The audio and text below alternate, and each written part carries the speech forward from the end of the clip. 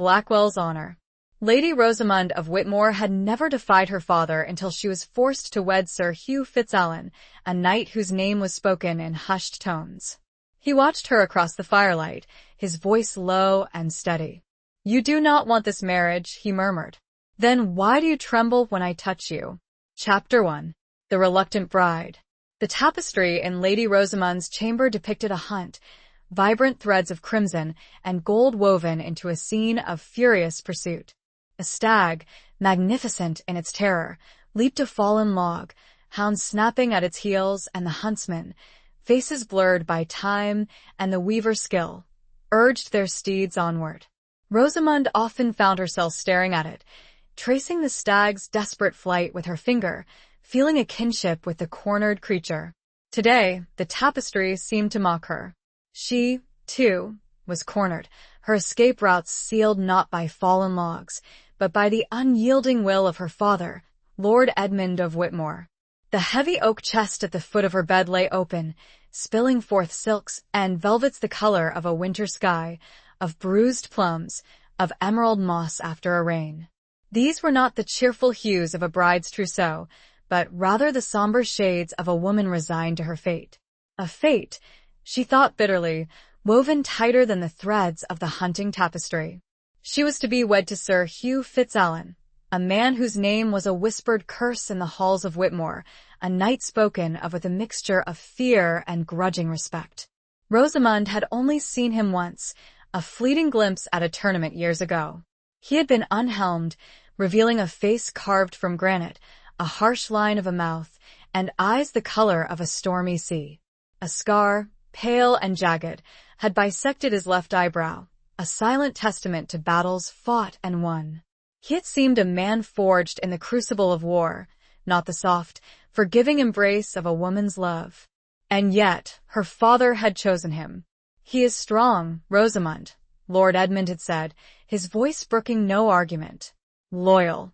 He holds lands bordering the northern marches, lands we need to secure. This alliance is vital." Vital. The word had hung in the air like the scent of wood smoke, acrid and inescapable. Rosamund had tried to protest, to plead, but her father's face had hardened, the lines around his mouth deepening. He had reminded her, with a chilling calmness, of her duty, of the sacrifices expected of a noblewoman. Her younger sister, Alara, with her bright eyes and sunny disposition, had been spared this fate, betrothed to a jovial, if somewhat plump, lord from the south. Rosamund, the elder, the dutiful daughter, was to be the pawn in her father's game of power. The sound of her maid, Agnes, bustling into the room startled her. Agnes, a round, comforting woman with hands roughened by years of service, held a silver comb in one hand and a length of blue ribbon in the other. "My lady," she said, her voice soft, "it is time." Time. Rosamund felt a tremor run through her. Not the trembling of excitement, but the shiver of dread. She rose, her legs feeling strangely heavy, and allowed Agnes to dress her. The gown was of deep blue velvet, heavy and constricting. Silver thread, intricately embroidered with a Whitmore crest, a silver wolf rampant on a field of azure adorned the bodice and sleeves. It was a beautiful gown, a queen's gown, yet Rosamund felt as though she were being encased in armor, not prepared for a wedding. Agnes brushed her long, dark hair, the strands catching the light from the single window that overlooked the courtyard. She wove the blue ribbon through the braids, a touch of color against the somber velvet. "You look beautiful, my lady," Agnes said, her voice laced with a forced cheerfulness. Rosamund looked at her reflection in the polished, silver mirror. A stranger stared back at her, a woman with haunted eyes and a pale face. The beauty Agnes spoke of was there, the high cheekbones, the full lips, the dark, expressive eyes, but it was shrouded in a veil of sorrow. She thought of her mother, gone these past 5 years. Would she have understood? Would she have fought for her daughter's happiness? Or would she, too, have spoken of duty and sacrifice? The memory of her mother's gentle smile, the scent of lavender that always clung to her, brought a fresh wave of grief. The chapel bell began to toll, each clang a hammer blow against her heart. Agnes placed a delicate silver circlet, adorned with tiny sapphires, upon her head. It felt heavy, a crown of thorns rather than a symbol of joy. "It is time, my lady," Agnes repeated, her voice barely a whisper. Rosamund nodded, her throat too tight to speak. She followed Agnes out of the chamber, down the winding stone staircase, each step echoing in the vast emptiness of the castle. The great hall was filled with guests, a sea of faces turned towards her. She saw her father, standing tall and proud, his eyes gleaming with satisfaction. She saw Alara, her face a mixture of pity and relief. And then she saw him. Sir Hugh Fitzallen stood at the altar, a figure of imposing stillness. He was even taller than she remembered, his shoulders broad beneath the dark green velvet of his tunic. The scar on his face seemed more pronounced in the flickering candlelight, a mark of the harsh world he inhabited. His eyes, those stormy gray eyes, met hers across the expanse of the hall, and for a moment, the world seemed to fade away. He watched her, a flicker of something unreadable in his gaze. As she drew closer, the scent of him reached her, a blend of leather, steel, and something else, something wild and untamed, like the scent of the northern forests he called home. The ceremony was a blur of Latin chants, whispered vows, and the cold weight of a ring upon her finger. She felt numb, detached, as if watching the scene unfold from a great distance. She repeated the words she was told to say, her voice sounding hollow and unfamiliar. Then it was over. She was Lady Fitzallen, wife to a man she barely knew, a man whose reputation preceded him like a chilling wind. The feast that followed was a lavish affair, with roasted meats, spiced wines, and the boisterous laughter of the guests. Rosamund sat beside her husband at the high table, feeling his presence like a physical weight. He spoke little, answering questions with curt nods or brief phrases. She, too, remained silent, picking at the food on her plate, her appetite gone. She felt his gaze upon her, a constant, unsettling scrutiny. It was not a lecherous gaze, nor a dismissive one. It was observant, as if he were trying to decipher a complex puzzle. As the evening wore on, the wine flowed freely, and the hall grew increasingly raucous. Rosamund felt a growing sense of unease, a claustrophobia that tightened her chest. She longed to escape, to run back to her chamber, to the familiar comfort of the hunting tapestry, even if it did depict a scene of capture. Finally, as the hour grew late, Sir Hugh rose. His voice, when he spoke, cut through the din of the hall. "My lords, ladies," he said, his voice deep and resonant, "I thank you for your presence here today. I bid you good night." He offered her his arm, a gesture of formal courtesy. Rosamund hesitated for a moment, then placed her hand upon his arm. His skin was warm, the fabric of his tunic rough beneath her fingers. A tremor ran through her, not of fear this time, but of something else, something she could not name. He felt it, she was sure of it. His entire body tensed, almost imperceptibly. They walked in silence through the castle, their footsteps echoing in the deserted corridors. The torches cast long, dancing shadows on the stone walls, creating an eerie, almost theatrical atmosphere. They reached the door to their chambers, a heavy oak door reinforced with iron bands. Sir Hugh paused, his hand resting on the latch. He turned to her, his face close to hers, the candlelight illuminating the harsh planes of his face, the depth of his gray eyes. "You do not want this marriage," he murmured, his voice low and steady, the words a statement, not a question. He was closer now, the heat of his presence almost suffocating. Rosamund met his gaze, her own fear battling with a strange defiance. She did not answer, her silence a confession. He reached out, his fingers brushing lightly against her cheek, a touch so fleeting it might have been imagined. But it was not. She felt the warmth of his skin, the calloused roughness of his fingertips. And she trembled. "Then why do you tremble when I touch you?"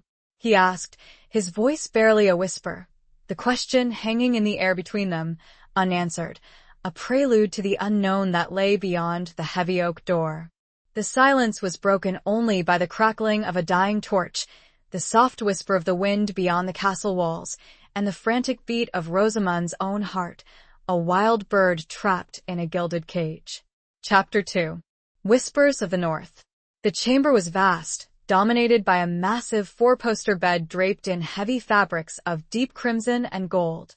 A fire crackled merrily in the hearth, casting a warm glow on the stone walls, but the warmth did not reach Rosamund.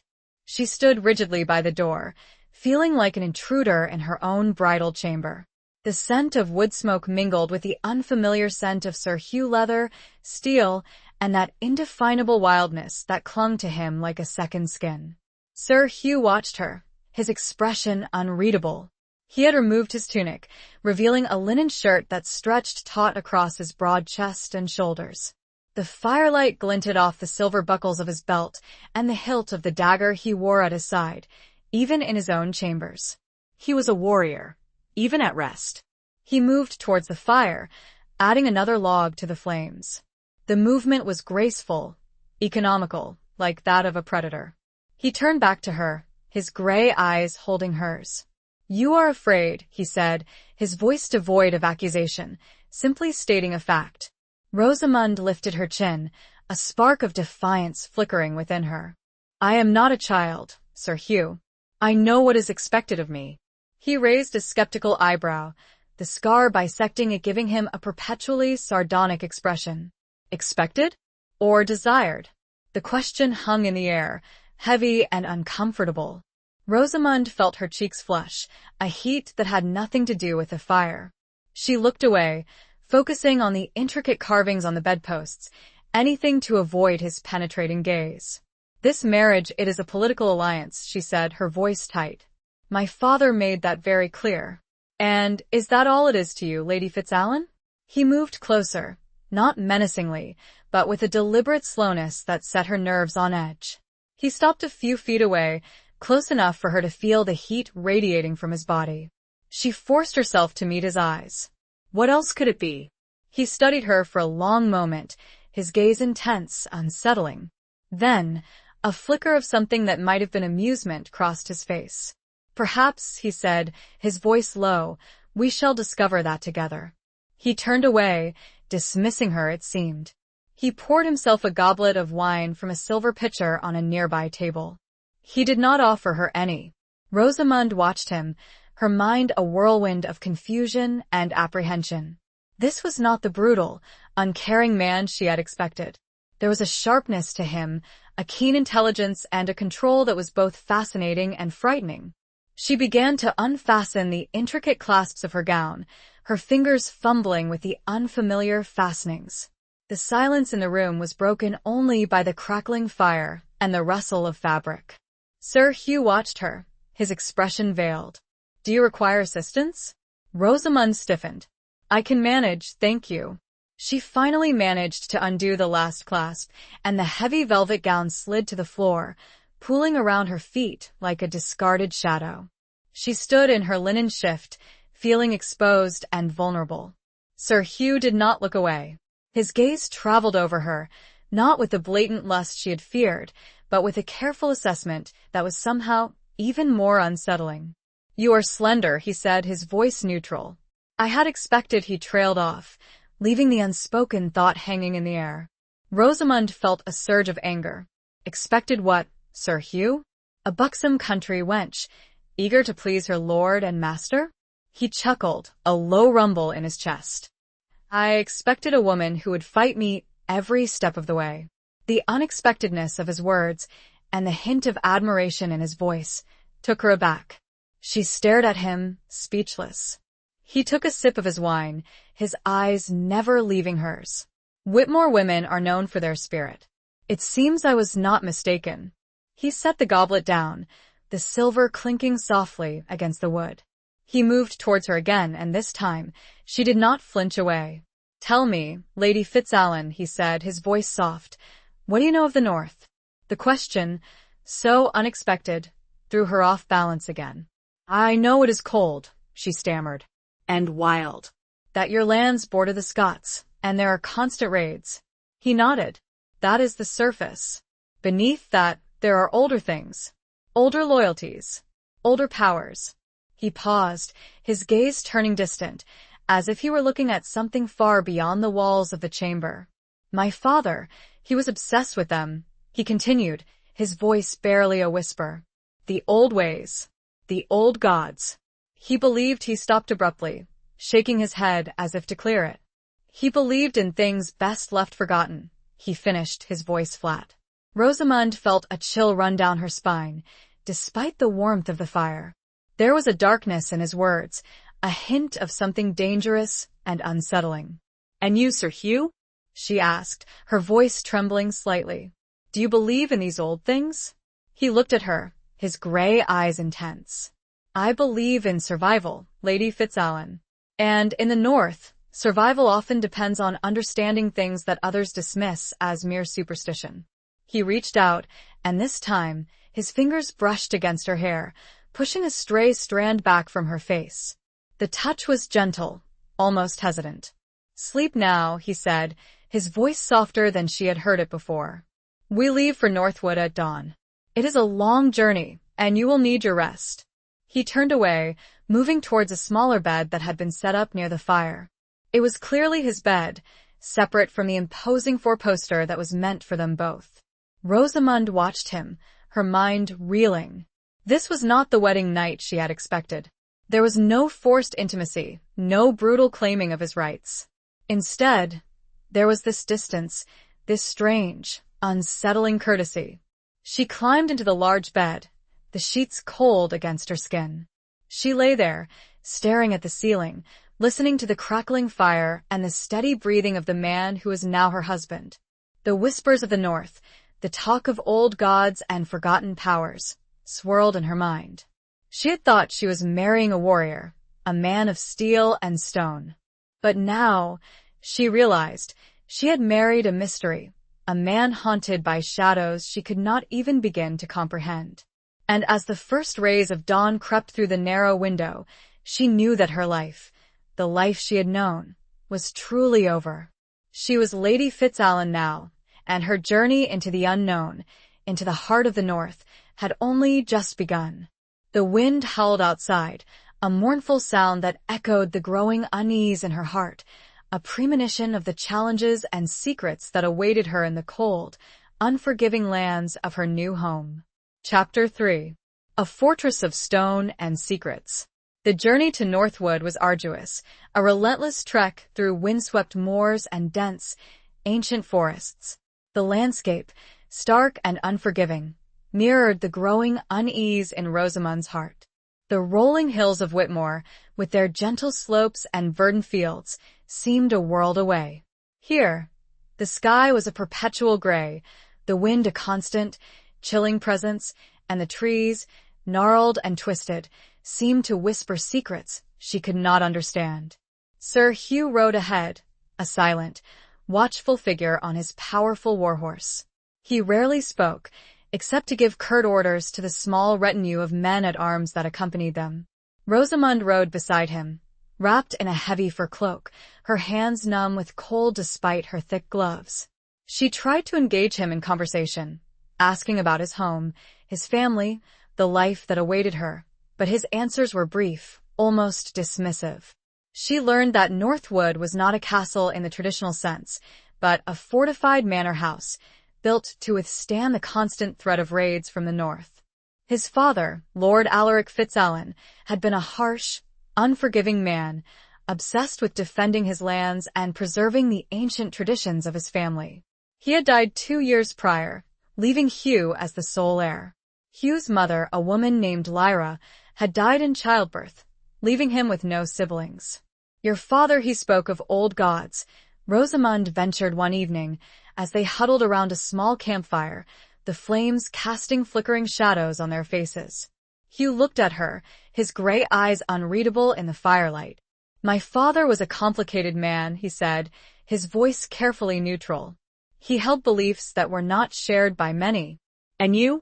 Rosamund pressed, her curiosity overcoming her apprehension. Do you share those beliefs? He hesitated, his gaze shifting to the flames. I believe in the power of the land, he said finally. In the strength of our ancestors. In the importance of tradition.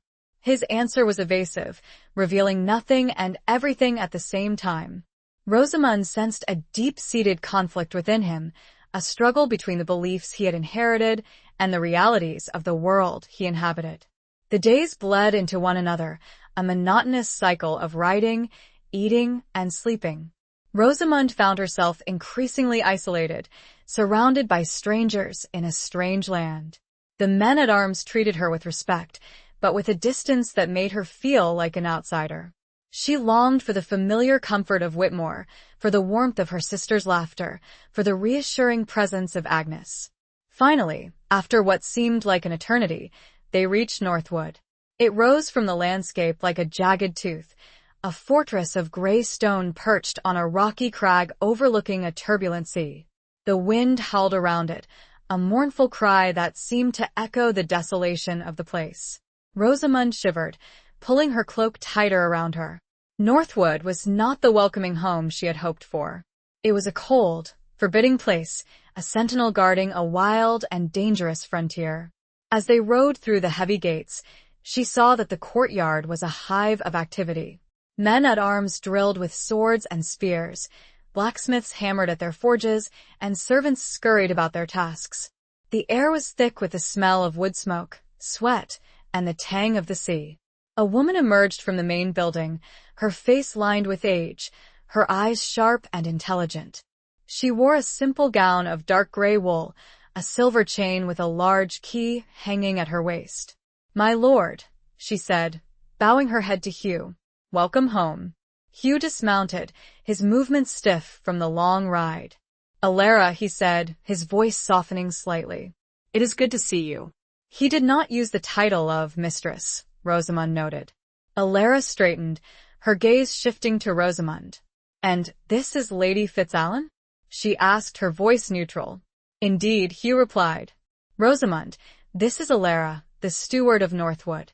She has managed the household since my father's death." Alara's eyes, the color of faded sapphires, assessed Rosamund with a keen, almost unsettling scrutiny. Rosamund felt a prickle of unease. This woman, she sensed, was not someone to be trifled with. "Welcome to Northwood, my lady," Alara said, her voice devoid of warmth. "I trust your journey was uneventful." "It was long," Rosamund replied, trying to keep her voice steady. Alara nodded. "The North is not for the faint of heart," she said, her gaze lingering on Rosamund for a moment longer than necessary. "Come. I will show you to your chambers." Rosamund followed Alara through the main building, a labyrinth of stone corridors and dimly lit rooms. The walls were adorned with tapestries depicting scenes of battles and hunts, but unlike the vibrant tapestry in her chamber at Whitmore, these were faded and worn, their colors muted by time and neglect. The air was cold and damp, carrying the faint scent of mildew. The chambers Alara led her to were spacious, but sparsely furnished. A large bed, draped in heavy furs, dominated the room.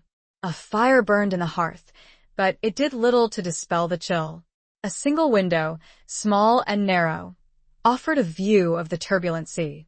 "I will have a bath prepared for you, my lady," Alara said. "And food will be brought up shortly." She turned to leave, but paused at the door. "Northwood is different from Whitmore," she said, her voice low. "There are things here, secrets that you may not understand." Rosamund felt a shiver run down her spine. "What secrets?" she asked.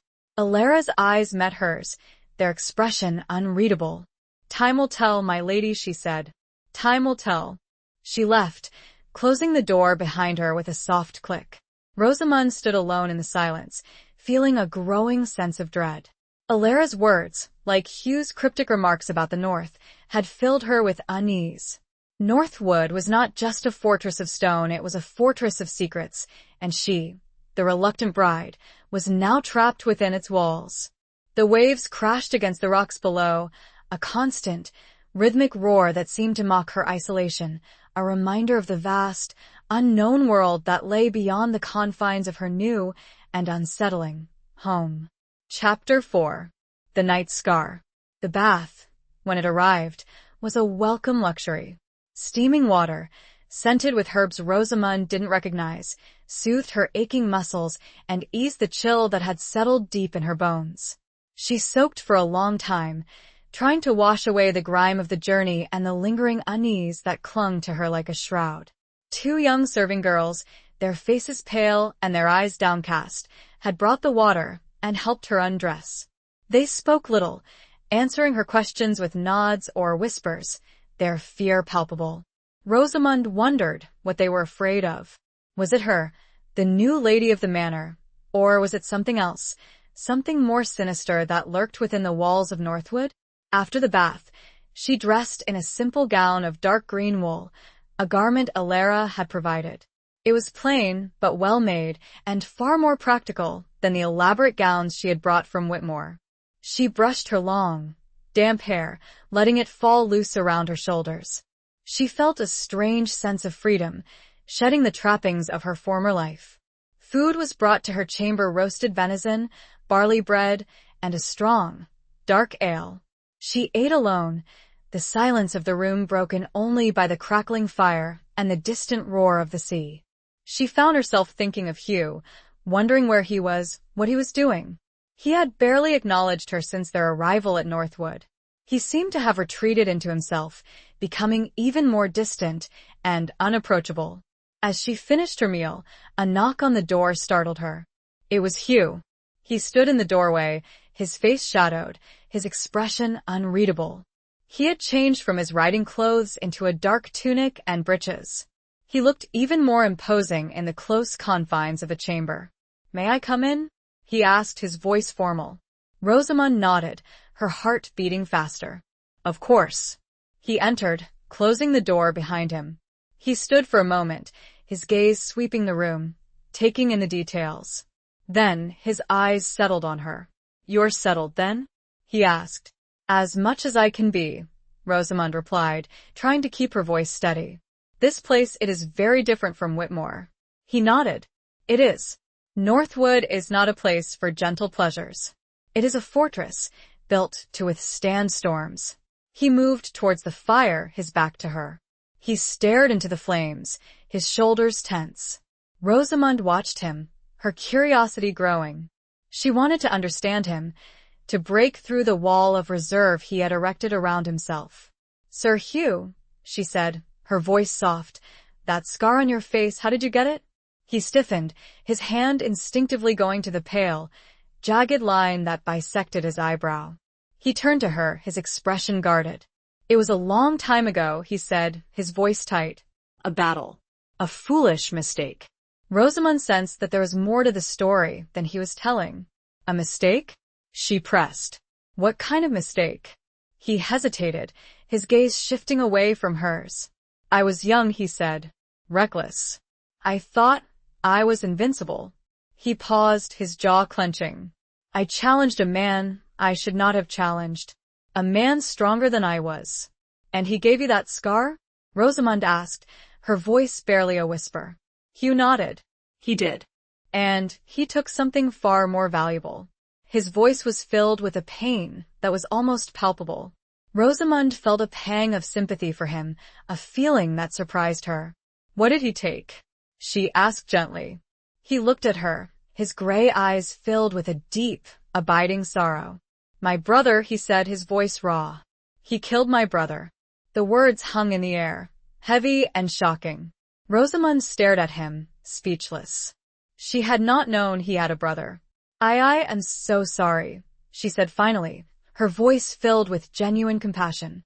He turned away again, his back to her. "It was my fault," he said, his voice low and bitter. "I should have protected him. I failed him." The weight of his guilt, his self-blame, was almost tangible. Rosamund felt a powerful urge to comfort him, to ease his pain. She moved towards him, hesitantly. She reached out, her hand hovering near his arm, but not quite touching him. "It was not your fault," she said softly. "You were young. You could not have known." He shook his head, his shoulders shaking. "I should have known," he repeated, his voice choked with emotion. "I should have been stronger. I should have." He stopped, unable to continue. He stood there, rigid, his body trembling with suppressed grief. Rosamund, acting on an impulse she did not fully understand, reached out and touched his arm. Her fingers grazed his skin, sending a jolt of electricity through her. He turned to her, his eyes wide, surprised. He looked at her hand on his arm, then up at her face. For a moment, the wall between them seemed to crumble. She saw not the cold, distant night, but a man consumed by grief and guilt, a man desperately in need of comfort. He did not pull away. He stood there, frozen, his gaze locked with hers. The silence stretched, thick with unspoken emotions. Then, slowly, he reached out and covered her hand with his own. His hand was large and calloused, but his touch was surprisingly gentle. He said nothing, but his eyes spoke volumes. They were filled with a pain that mirrored her own, a loneliness that resonated with the emptiness she felt within the walls of Northwood. And in that shared moment of vulnerability, a connection was forged, a spark of understanding that transcended the barriers of their arranged marriage, the secrets of the North, and the shadows of the past. The roar of the sea outside seemed to fade, replaced by the gentle crackling of the fire and the silent, unspoken promise of something more, something fragile and tentative, but undeniably present, in the shared space between them. Chapter 5. Beneath a Watchful Gaze. The days that followed were marked by a subtle shift in the dynamic between Rosamund and Hugh. The shared moment of vulnerability in her chamber had created a fragile bridge between them, a tentative understanding that transcended the formality of their arranged marriage. He remained reserved, his inherent nature seemingly incapable of overt displays of affection, but there was a softening in his gaze when he looked at her, a subtle lessening of the distance he had maintained. Rosamund began to explore Northwood, venturing beyond the confines of her chambers. She discovered a small, neglected chapel, tucked away in a quiet corner of the castle. The stained glass windows, depicting scenes from ancient scriptures, were dusty and cracked, but the light that filtered through them still held a muted beauty. She found solace in the quiet solitude of the chapel, lighting candles and offering silent prayers for guidance and strength. She also spent time in the library, a surprisingly well-stocked room filled with ancient tomes and scrolls. Many of the books were in Latin, a language she had learned from her tutor at Whitmore, but some were in a script she did not recognize, a language that seemed both ancient and otherworldly. She found herself drawn to these books, tracing the unfamiliar characters with her finger, feeling a strange sense of connection to the past. Alara, the ever-present steward, watched her every move. Rosamund could feel her eyes upon her, assessing, judging, always present. There was a subtle hostility in Alara's demeanor, a coldness that went beyond mere formality. Rosamund sensed that Alara resented her presence, saw her as an intruder in a world that had long been hers. One afternoon, Rosamund found Alara in the kitchens, overseeing the preparation of the evening meal. The air was thick with the smell of roasting meat and spices. "Alara," Rosamund said, trying to sound friendly, "is there anything I can do to help?"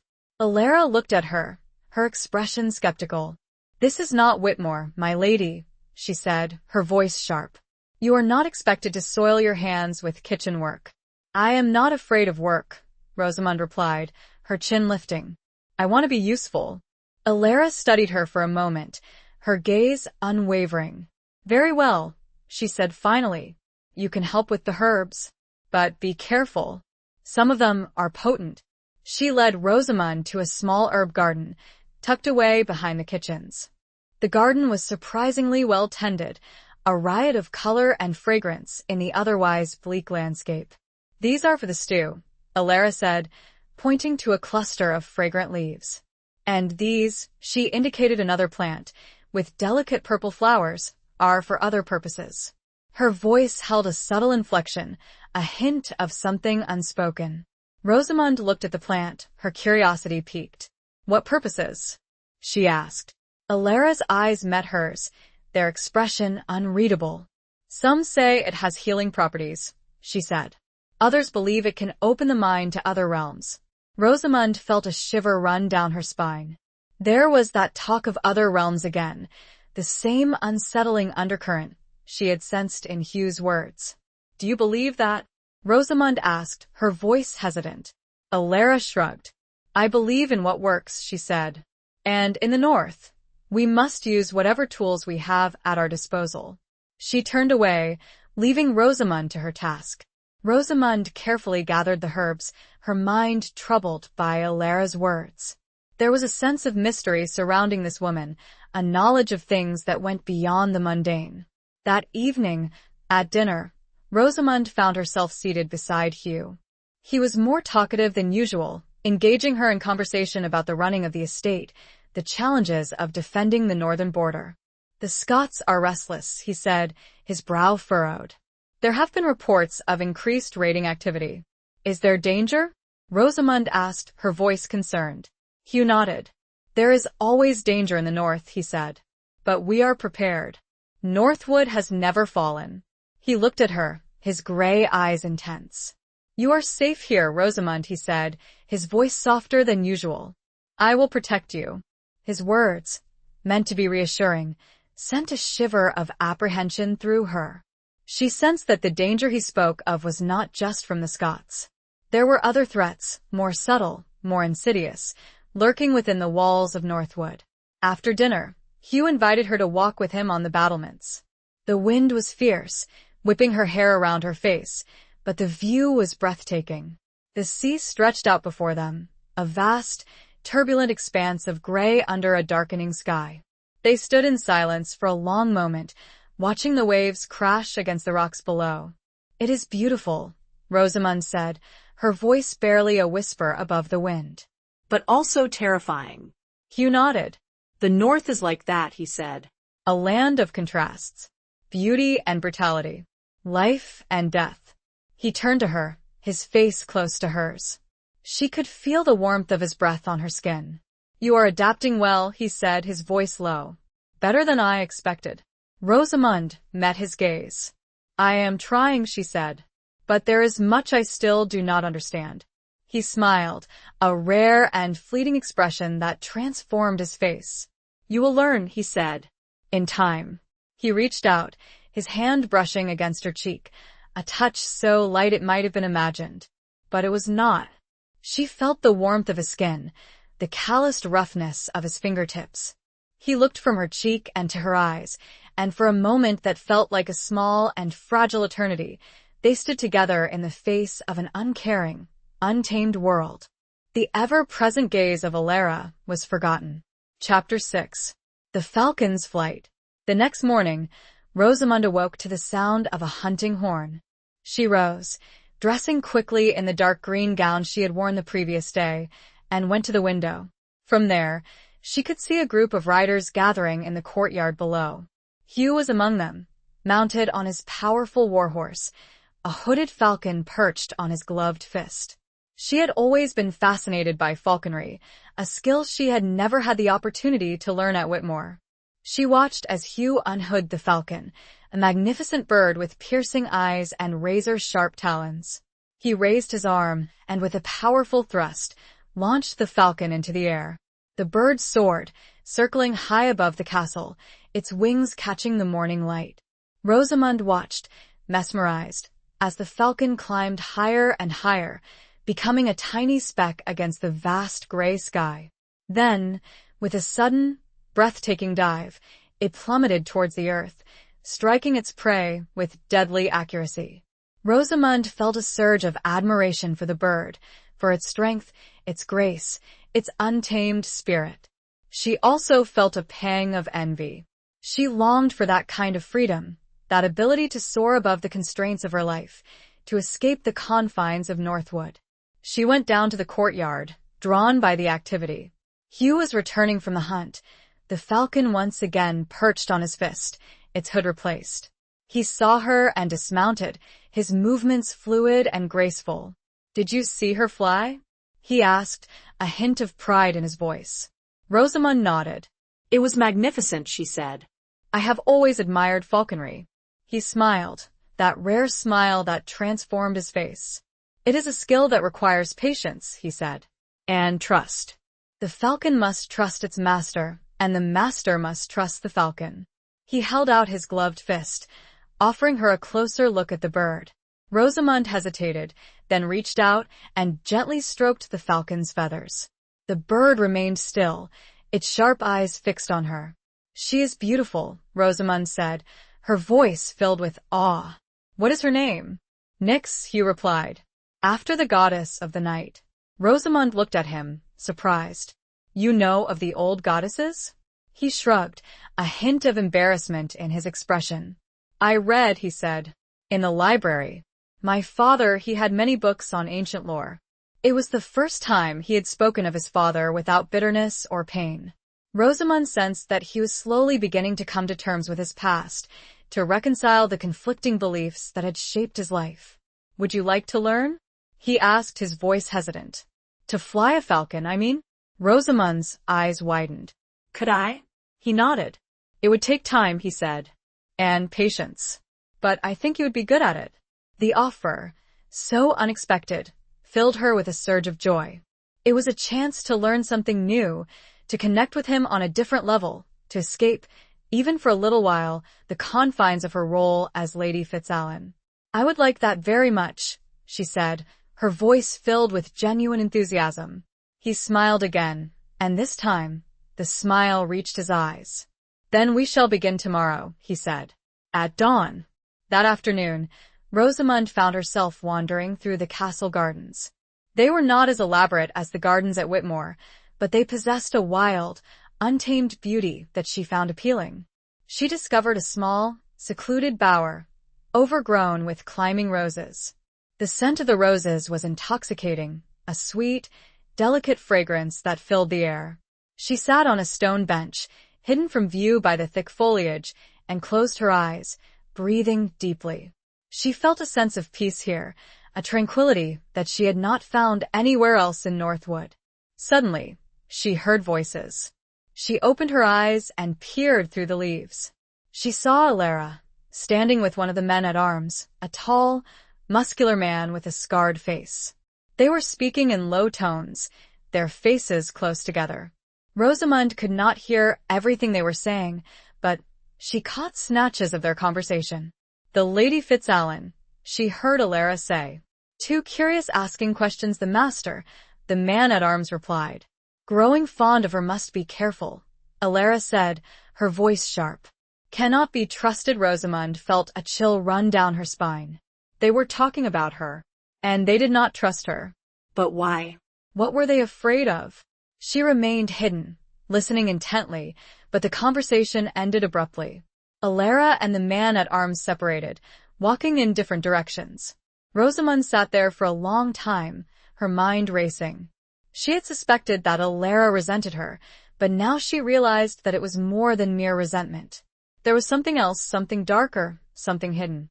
She knew that she needed to be careful.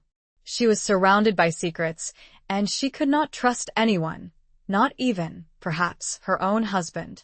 But she was determined to uncover the truth, to understand the mysteries of Northwood, even if it meant putting herself in danger. The falcon's flight had given her a taste of freedom, and she would not let it go easily. The wind whispered through the roses, a subtle warning, a reminder that beneath the beauty of Northwood lay a hidden current of danger, a web of intrigue she was only just beginning to unravel. Chapter 7. Shadows of the Past. The next morning, Rosamund rose before dawn, her heart pounding with a mixture of excitement and apprehension. She dressed quickly in a sturdy riding outfit. Alara had provided a dark brown tunic and breeches, and a pair of leather boots. It felt strange to be wearing men's clothing, but it was also liberating, a departure from the restrictive gowns she was accustomed to. She met Hugh in the courtyard, where he was already waiting with 2 falcons. Nyx, his own bird, was perched on his gloved fist, her hood in place. The other falcon, a smaller, lighter-colored bird, was perched on a stand. "This is Luna," Hugh said, gesturing towards the smaller falcon. "She is gentler than Nyx, more suitable for a beginner." He showed her how to hold the falcon, how to secure the jesses, the leather straps that tethered the bird to her glove.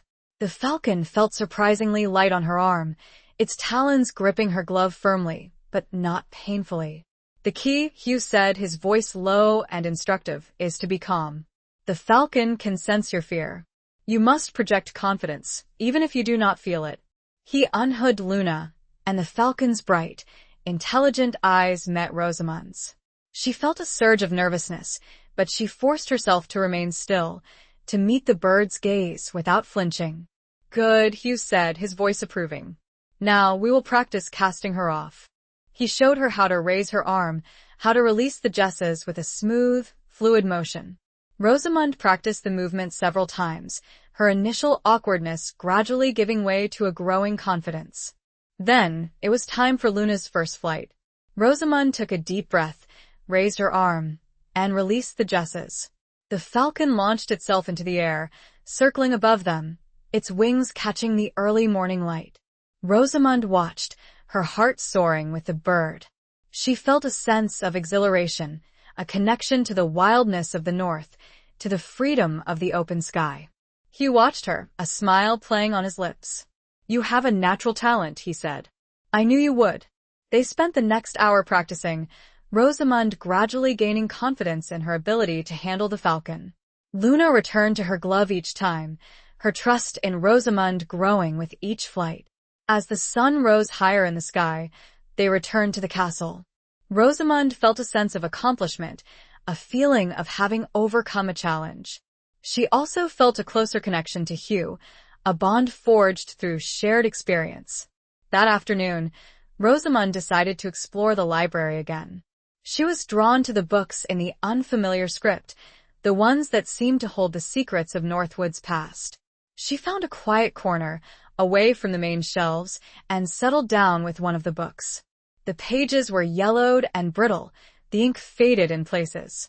She carefully turned the pages, tracing the strange characters with her finger. As she studied the book, she began to notice patterns, recurring symbols that seemed to have a particular significance. She found a small, leather-bound notebook and began to copy the symbols, trying to decipher their meaning. She was so engrossed in her task that she did not hear the footsteps approaching. It was Hugh. He stood behind her, watching her. What are you doing? He asked, his voice curious. Rosamund looked up, startled.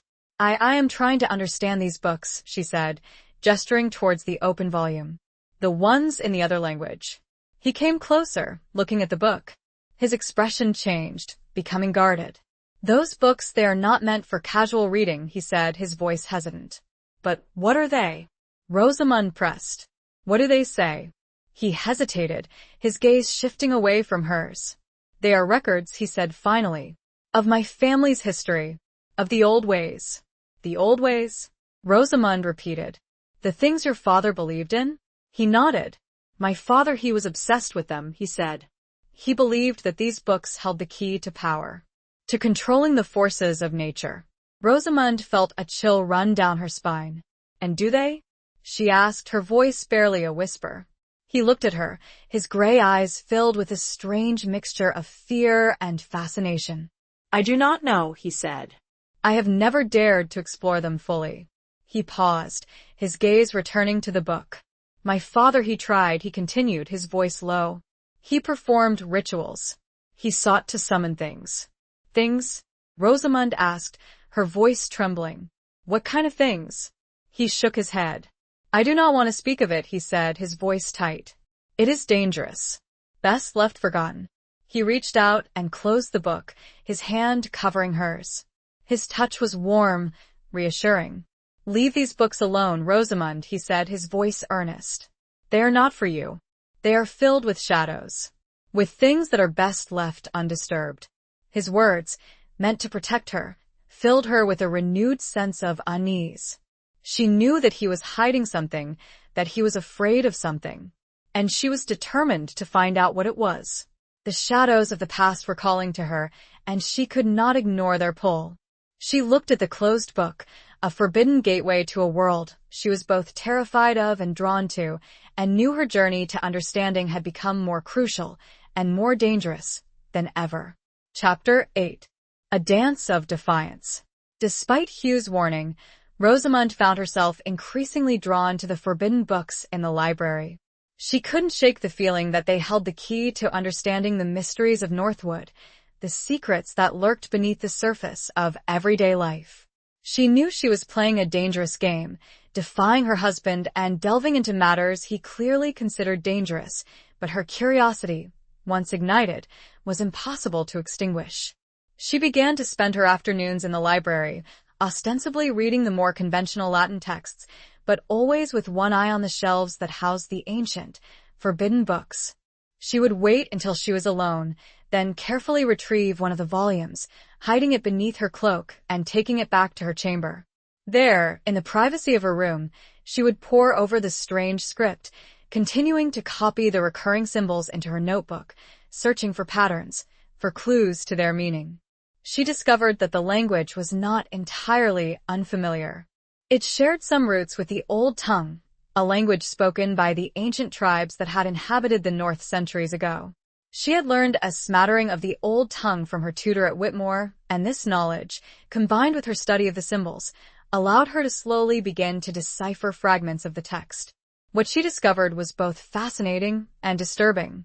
The books spoke of ancient rituals, of sacrifices, of a connection to the land that went far beyond mere stewardship. They spoke of beings, entities that dwelled in the shadows, in the forests, in the mountains, beings that could be summoned, appeased, even controlled. One evening, as she sat by the fire in her chamber, meticulously copying symbols from one of the books, she heard a knock on the door. It was Hugh. He entered, his expression concerned. "Rosamond," he said, "I have been looking for you. Alara tells me you have been spending a great deal of time in the library." Rosamond quickly hid the book beneath a cushion, her heart pounding. I enjoy reading," she said, trying to sound casual. He looked at her, his gray eyes searching. He didn't seem convinced. "Be careful, Rosamond," he said, his voice low. "The library holds many secrets."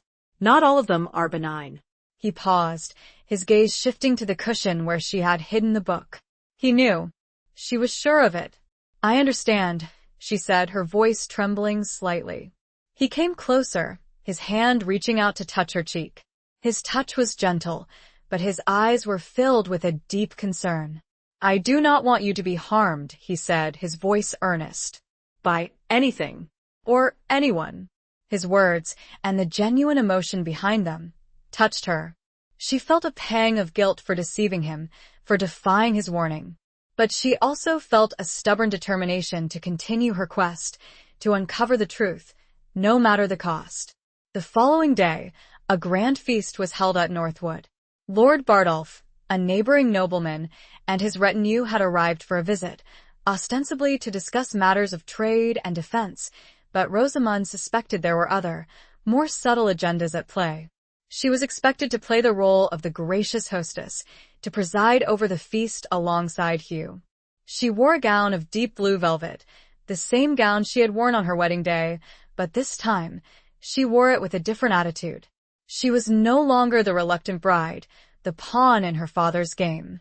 She was Lady Fitzalan, and she was determined to hold her own in this world of power and intrigue. The feast was a lavish affair, with roasted meats, spiced wines, and the music of minstrels. Rosamond sat beside Hugh at the high table, engaging in polite conversation with Lord Bardolph, a portly, jovial man with shrewd eyes.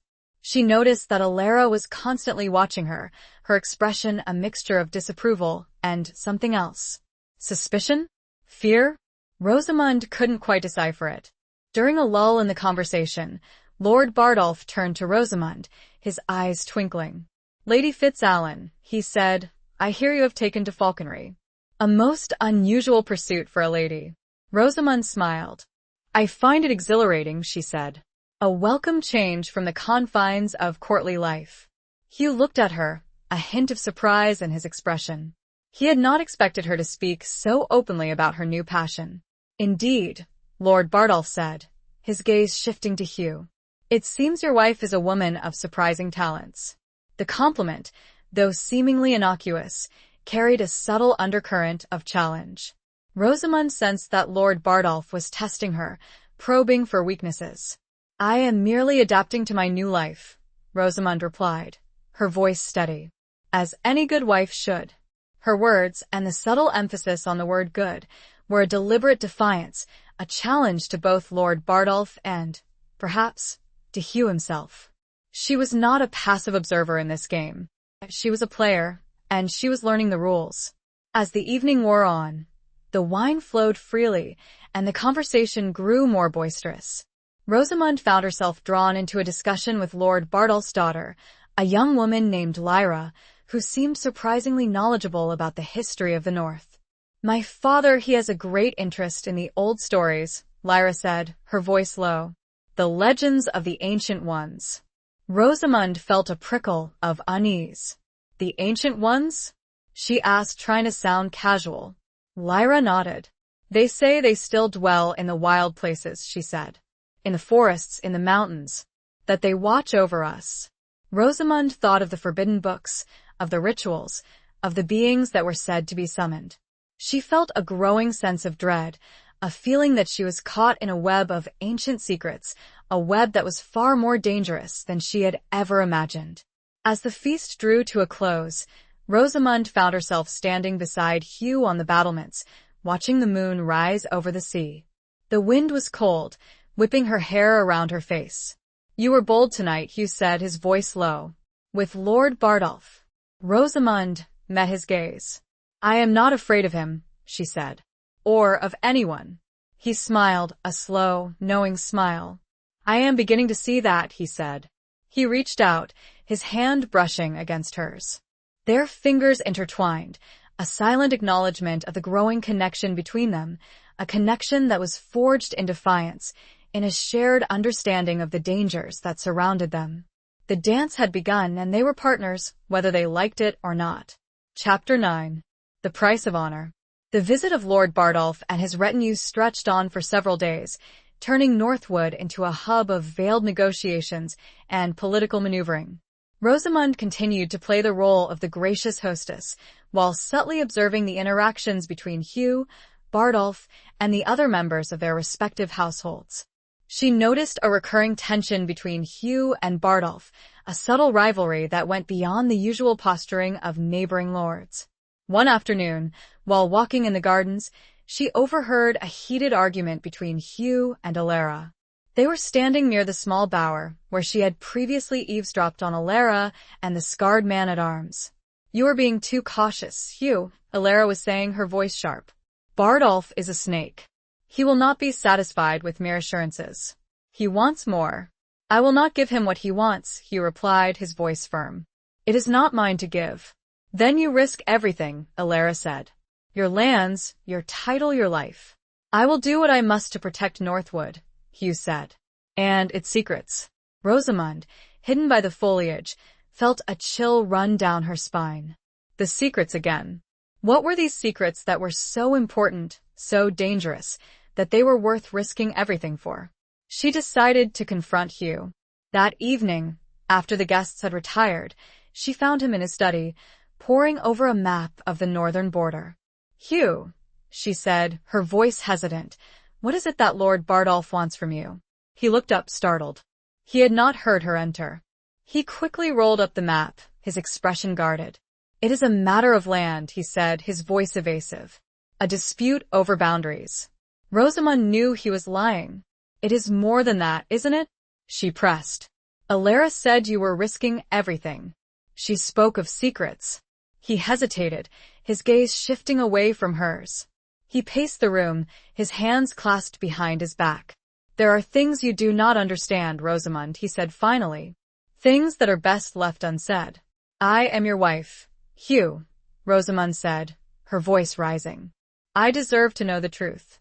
I am not a child to be protected from unpleasant realities." He stopped pacing and turned to her, his gray eyes filled with a mixture of frustration and something else. "Resignation?" "Very well," he said, his voice heavy. "You want the truth?" "The truth is that Northwood sits on sacred ground. Ground that is important to certain people."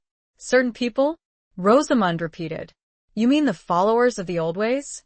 He nodded. "My father, he was one of them," he said. He believed that Northwood was a gateway, a place where the veil between worlds was thin. He paused, his gaze shifting to the window, as if he were looking at something far beyond the walls of the study.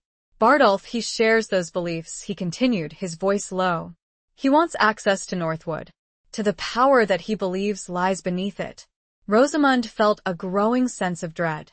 This was far more serious than she had imagined. It was not just a matter of land or political power. It was a matter of belief, of ancient, potentially dangerous forces. And you? She asked, her voice trembling. Do you believe in these things? He looked at her, his gray eyes intense. I believe in protecting my home, he said. In honoring my obligations. In keeping my word. He paused, his gaze softening. My father, he made a pact, he said. With certain parties. A pact that I am now bound to uphold. A pact? Rosamund repeated, her voice barely a whisper. What kind of pact? He shook his head. I cannot tell you, he said. It is too dangerous. For you. For me. For everyone. He looked down and she could feel his weight. His shame. What would happen if you break the pact? Rosamund asked. The words felt like lead weights in her mouth. He didn't meet her eyes. He simply closed them and exhaled, the weight of something unseen, something terrible, clearly bearing down on him. Then Northwood, and all who dwell within will know the price of broken oaths. His voice had lost all warmth. Rosamund felt a sudden surge of anger, a fierce protectiveness towards this man, towards this place that had become her home. I will not let that happen, she said, her voice firm. I will not let Bardolph or anyone take Northwood from you. He looked at her, surprised by her vehemence. A faint smile touched his lips. You are a formidable woman, Rosamund Fitzallen, he said. A true daughter of Whitmore. He reached out and took her hand, his touch warm and reassuring. For a moment, they stood there, united in their determination to protect Northwood, to face whatever dangers lay ahead, together. The price of honor was high, but they would pay it, side by side, bound by a loyalty that was slowly, inexorably, turning into something deeper, something more profound. The unspoken pact between them, the promise of protection and shared fate, hung in the air, heavier and more binding than any formal oath. Chapter 10. Broken Vows and Hidden Truths. Lord Bardolph's departure the following morning was marked by a strained politeness, the underlying tension between him and Hugh palpable to everyone present. Rosamund watched as the two men exchanged a final, curt handshake, their eyes locked in a silent battle of wills. She knew that this was not the end of the conflict, merely a temporary truce. With Bardolph gone, Northwood seemed to settle back into its usual rhythm, but the undercurrent of unease remained. Rosamund continued her secret studies of the forbidden books, her understanding of the ancient language growing with each passing day. She discovered that the pact Hugh had spoken of was not merely a verbal agreement, but a ritualistic binding, sealed with blood and sacrifice. The books described the rituals in graphic detail, speaking of offerings made to the Ancient Ones, of ceremonies performed under the light of the full moon, of a power that could be both benevolent and terrifying. She also found references to a specific location within Northwood, a place called the Whispering Stones, a circle of standing stones located deep within the forest. The books described the Whispering Stones as a focal point of power, a place where the veil between worlds was at its thinnest, where the Ancient Ones could be contacted, even summoned. She decided to find the Whispering Stones. She knew it was a dangerous undertaking, defying Hugh's warning and venturing into the unknown, but she felt compelled to see this place for herself, to understand the true nature of the power that lay at the heart of Northwood. One afternoon, she slipped away from the castle, telling Alara that she was going for a ride. She rode into the forest, following a barely discernible track that led deeper and deeper into the woods. The trees were tall and ancient, their branches intertwined, blocking out most of the sunlight. The air was cool and damp, carrying the scent of pine and earth. After what seemed like hours, she reached a clearing. In the center of the clearing stood a circle of massive standing stones, their surfaces covered in moss and lichen. The stones were arranged in a perfect circle, their shadows stretching long and eerie in the afternoon light. Rosamund dismounted, her heart pounding. This was it. The Whispering Stones. She felt a strange energy emanating from the stones, a tingling sensation that ran through her body. The air seemed to hum with a low, almost inaudible vibration. She approached the stones cautiously, reaching out to touch one of them. The surface was cold and rough beneath her fingers. As she touched the stone, she felt a sudden jolt, a surge of energy that made her recoil. She heard a voice, a whisper that seemed to come from the stones themselves, from the very air around her. It was not a human voice, but something older, something otherworldly. It spoke in the ancient language, the language of the forbidden books. She couldn't understand all the words, but she caught fragments, phrases that sent a shiver of fear through her. The time is near, the pact is broken, the price must be paid. She stumbled backward, away from the stones, her mind reeling. The pact was broken? What did that mean? What price had to be paid? Suddenly, she heard a noise behind her. She turned and saw a figure emerge from the trees. It was the scarred man-at-arms, the one she had seen speaking with Alara in the garden. He was holding a sword, its blade glinting in the fading light. "You should not be here, my lady," he said, his voice harsh. "This is a forbidden place." Rosamund felt a surge of fear, but she stood her ground. I was just exploring," she said, trying to sound calm. "You have seen too much," the man said. "You know too much." He advanced towards her, his sword raised. Rosamund knew that she was in danger. She was alone, unarmed, and facing a trained warrior. Just as he was about to strike, another figure emerged from the trees. It was Hugh. He was mounted on his warhorse, his face a mask of fury. "Drop your sword, Torvin," Hugh commanded, his voice thundering. The man-at-arms, Torvin, hesitated, his eyes flickering between Hugh and Rosamund. "My lord," he said, "she has been spying. She knows about the silence." Hugh roared. "I will deal with this." Torvin lowered his sword, but his eyes were filled with resentment. He sheathed his weapon and retreated back into the trees, disappearing as quickly as he had appeared. Hugh dismounted and strode towards Rosamund, his expression a mixture of anger and concern. "What were you doing here?" he demanded, his voice harsh. "I told you to stay away from these places." Rosamund met his gaze, her fear giving way to a surge of defiance. "I had to see it for myself," she said. "I had to understand." "Understand what?" he snapped. "The danger you have put yourself in? The consequences of your disobedience?" He grabbed her arm, his grip tight. "The pact is broken, Rosamund," he said, his voice low and urgent. "Bardolph betrayed us. He revealed the secrets of Northwood to others, to those who would use the power for their own evil purposes." "And what happens now?" Rosamund asked, her voice trembling. He looked at her, his gray eyes filled with a deep sorrow.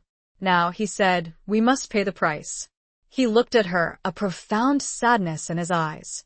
"And the price," he whispered, his voice cracking, "is a life. A life given willingly to appease the Ancient Ones. A life for Northwood." The hidden truth, the terrible secret, was finally revealed, a devastating blow that left Rosamund reeling, the weight of his words crushing her spirit, the implications of the broken pact threatening to consume everything she held dear. Chapter 11. The Serpent's Kiss. The revelation of the broken pact and its terrible price hung between Rosamund and Hugh like a shroud. The ride back to Northwood was silent, their horses' hooves the only sound breaking the stillness of the forest. Rosamund felt numb, her mind struggling to grasp the enormity of what Hugh had told her. A life for Northwood. A sacrifice to appease ancient, unforgiving powers. Back at the castle, Hugh immediately summoned Alara to his study. Rosamund followed, her presence a silent accusation. She watched as Hugh confronted Alara, his voice cold and controlled, masking the turmoil beneath. "You knew," Hugh said, his gaze unwavering. "You knew about Bardolph's betrayal." Alara met his gaze, her expression defiant. "I suspected," she admitted. "But I had no proof." "And you did nothing?" Rosamund interjected, her voice trembling with anger. "You allowed this to happen?" Alara turned to her, her eyes filled with a cold disdain. "I did what was necessary to protect Northwood," she said, "even if it meant sacrifices." "Sacrifices?" Rosamund repeated, her voice rising. "You speak of human life as if it were a commodity to be traded." "The old ways demand respect, my lady," Alara said, her voice sharp. "They demand obedience. You would do well to remember that." Hugh silenced them both with a raised hand. "Enough," he said, his voice weary. "The pact is broken. We must now deal with the consequences." He turned to Alara. "Prepare the ritual," he said. "We must act quickly, before they come for us." Alara nodded, her expression grim. "As you command, my lord." She left the study, leaving Rosamund and Hugh alone. Rosamund felt a surge of despair. She could not believe that Hugh was willing to go through with this, to sacrifice a life to appease these ancient powers. "Hugh," she pleaded, her voice desperate. "You cannot do this. There must be another way." He looked at her, his gray eyes filled with a profound sadness. "There is no other way, Rosamund," he said.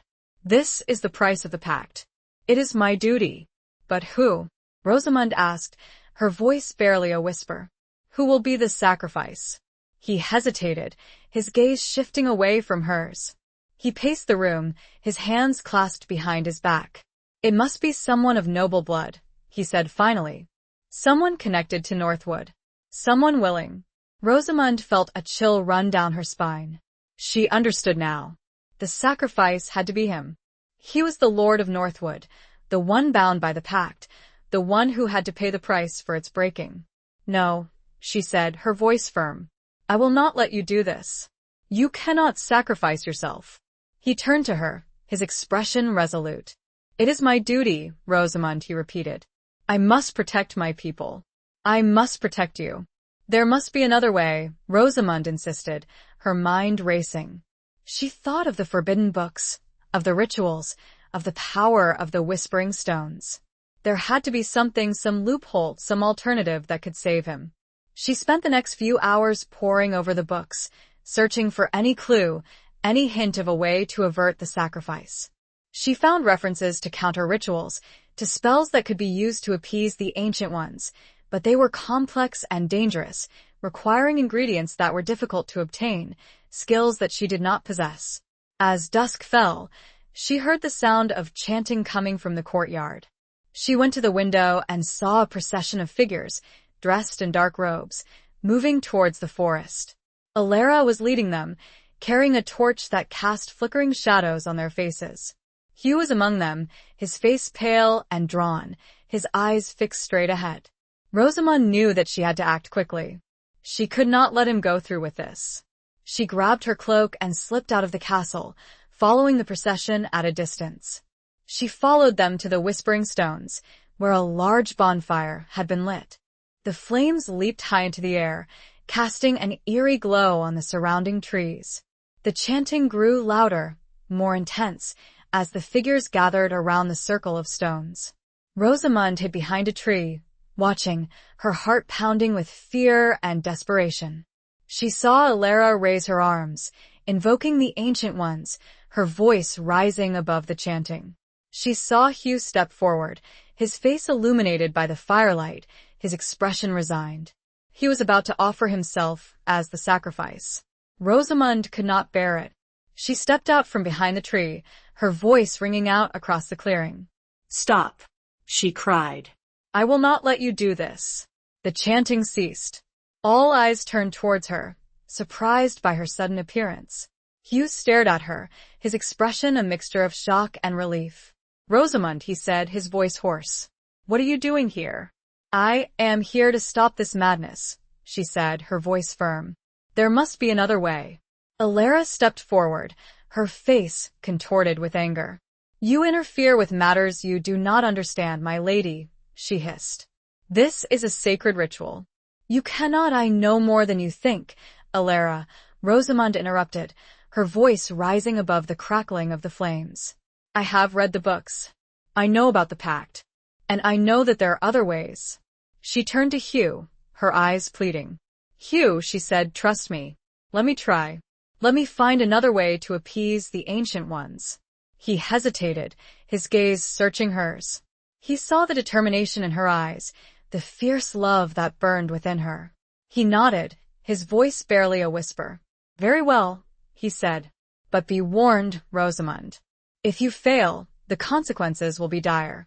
The serpent's kiss, the betrayal of trust and the looming sacrifice had brought them to this point, a desperate gamble with ancient powers, a test of love and loyalty that would determine the fate of Northwood and of their own intertwined destinies.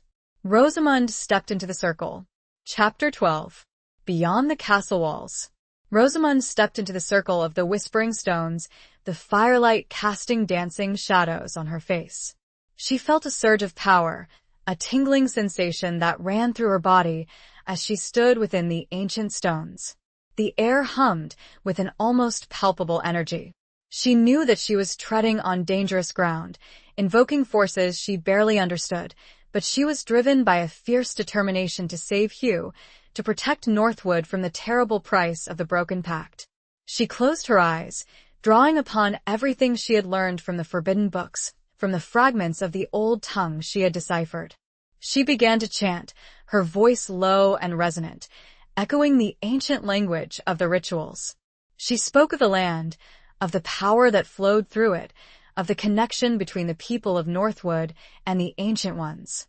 She did not ask for forgiveness, for she knew that the Ancient Ones did not deal in such concepts. Instead, she offered a different kind of bargain, a different kind of sacrifice. She offered her knowledge, her understanding of the old ways, her willingness to serve as a conduit between the worlds, a bridge between the past and the present.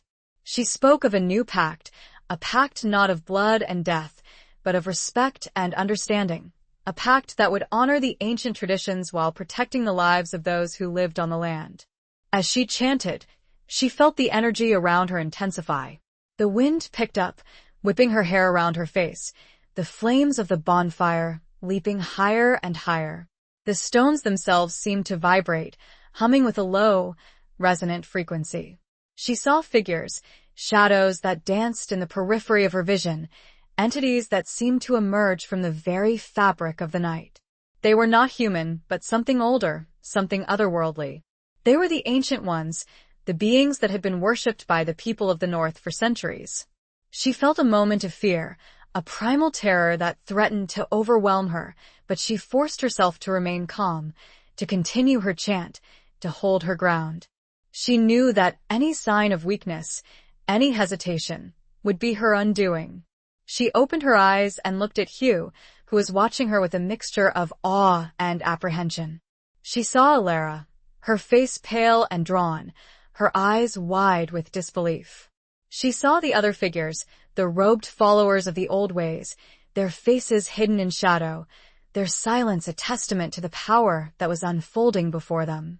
Rosamund continued her chant, her voice growing stronger, more confident. She felt a connection to the Ancient Ones, a sense of understanding that transcended the barriers of language and culture. She knew that they were listening, that they were considering her offer.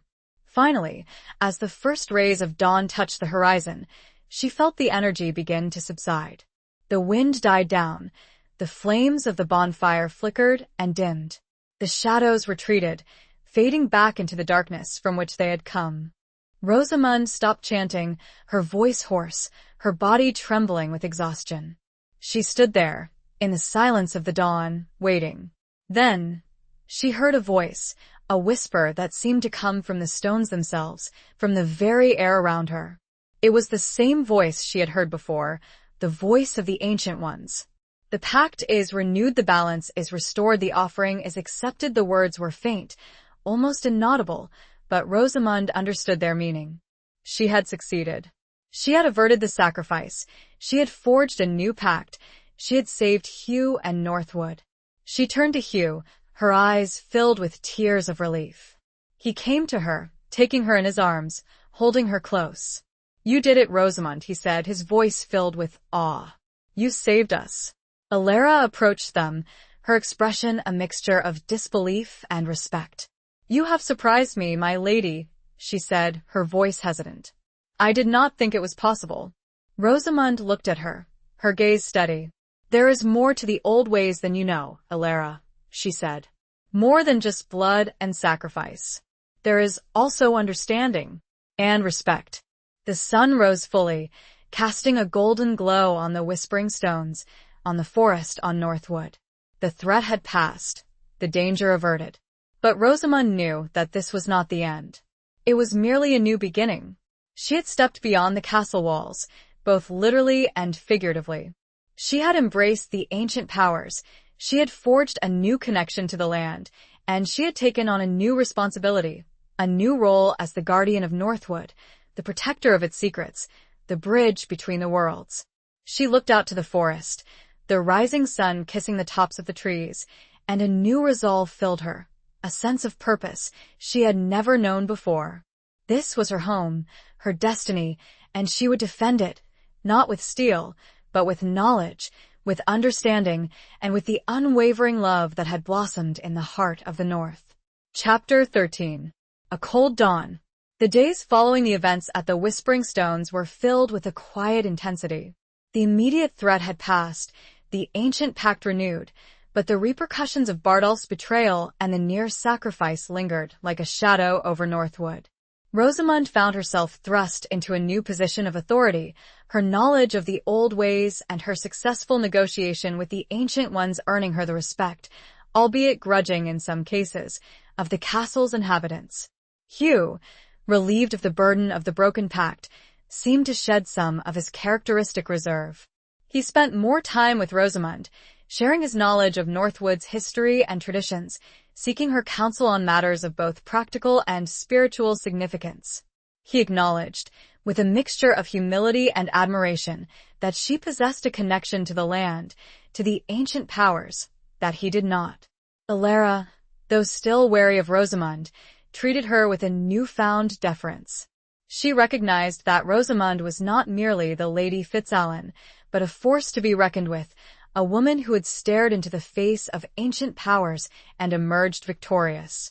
Rosamund, however, found herself increasingly troubled by the lingering questions surrounding Bardolph's betrayal. She could not shake the feeling that there was more to the story than she knew, that there were deeper forces at play. She returned to the forbidden books, searching for clues, for any hint of Bardolph's motives, of the others he had revealed the secrets of Northwood to. She discovered that Bardolph's lineage was intertwined with Northwood's in ways she had not previously understood. His ancestors had been among the original followers of the old ways, the ones who had built the Whispering Stones, the ones who had first forged the pact with the Ancient Ones. But somewhere along the line their allegiance had shifted. They had turned away from the old ways, embracing a different kind of power, a darker, more ambitious path. She also found references to a specific artifact, a relic known as the Serpent's Eye, a stone said to possess immense power, a stone that could amplify the connection to the Ancient Ones, a stone that could be used to control them. The books described the Serpent's Eye as a source of both great power and great danger, a relic that had been lost for centuries, hidden away to prevent its misuse. Rosamund suspected that Bardolph's betrayal was not merely a matter of personal ambition, but a quest for the Serpent's Eye, a desire to harness its power for his own nefarious purposes. She knew that she had to find the relic before he did, to prevent it from falling into the wrong hands. She confided in Hugh, sharing her discoveries and her concerns. He listened intently, his face growing increasingly grave as she spoke. "This changes everything, Rosamund," he said. "If Bardolph is seeking the Serpent's Eye, he is a far greater threat than we imagined. He could unleash forces that would destroy not only Northwood, but the entire North." They decided that they had to act quickly. They had to find the Serpent's Eye before Bardolph did. But where to start? The books offered only vague clues, cryptic references to a hidden location, a place known only to a select few. One cold, gray dawn, as Rosamund stood on the battlements, watching the sun rise over the turbulent sea, she had a sudden inspiration. She remembered a passage in one of the books, a passage that spoke of a hidden valley, a place where the veil between worlds was thin, a place where the serpent slept. She realized that the hidden valley might be a real place, a physical location within the vast, untamed wilderness that surrounded Northwood. She knew that she had to find it. She told Hugh of her idea, and he agreed that it was worth pursuing. They decided to embark on a journey, a quest to find the hidden valley, to locate the Serpent's Eye before Bardolph could. They prepared for the journey, gathering supplies, selecting a small group of trusted men at arms to accompany them. They knew that it would be a dangerous undertaking, venturing into unknown territory, facing unknown threats. As they rode out of Northwood, Rosamund looked back at the castle, at the stone walls that had been her prison and her sanctuary, at the place that had become her home. She felt a mixture of fear and excitement, a sense of embarking on a new adventure, a journey that would test her courage, her knowledge, and her growing connection to the ancient powers of the North. The cold dawn held a promise of danger, but also of discovery, a challenge that she was ready to face, side by side with the man who had become not just her husband, but her partner, her protector, and the unexpected love of her life. Chapter 14. The Weight of Loyalty. The journey into the wilderness was arduous, a test of endurance and resilience. The landscape was rugged and unforgiving, a tapestry of windswept moors, dense forests, and treacherous mountains. The weather was harsh, a constant barrage of cold winds and driving rain. Rosamund, despite her noble upbringing, proved to be a surprisingly capable traveler, adapting to the hardships of the journey with a quiet determination that impressed both Hugh and the men at arms. They followed the vague clues gleaned from the forbidden books, navigating by ancient landmarks, following the course of hidden streams, searching for any sign of the hidden valley. They encountered various challenges along the way: treacherous terrain, wild animals, and the constant threat of discovery by Bardolph's men. One evening, as they huddled around a small campfire, seeking warmth and respite from the relentless rain, Hugh spoke of his father, of Lord Alaric Fitzallen's obsession with the old ways, of his relentless pursuit of the Serpent's Eye. He believed it was his destiny, Hugh said, his voice low and filled with a mixture of sadness and regret. To find the relic, to harness its power, to restore Northwood to its former glory. But he failed, Rosamund said, her voice gentle. Hugh nodded. He spent his life searching, he said. And in the end, it consumed him. He died a broken man, his dreams unfulfilled.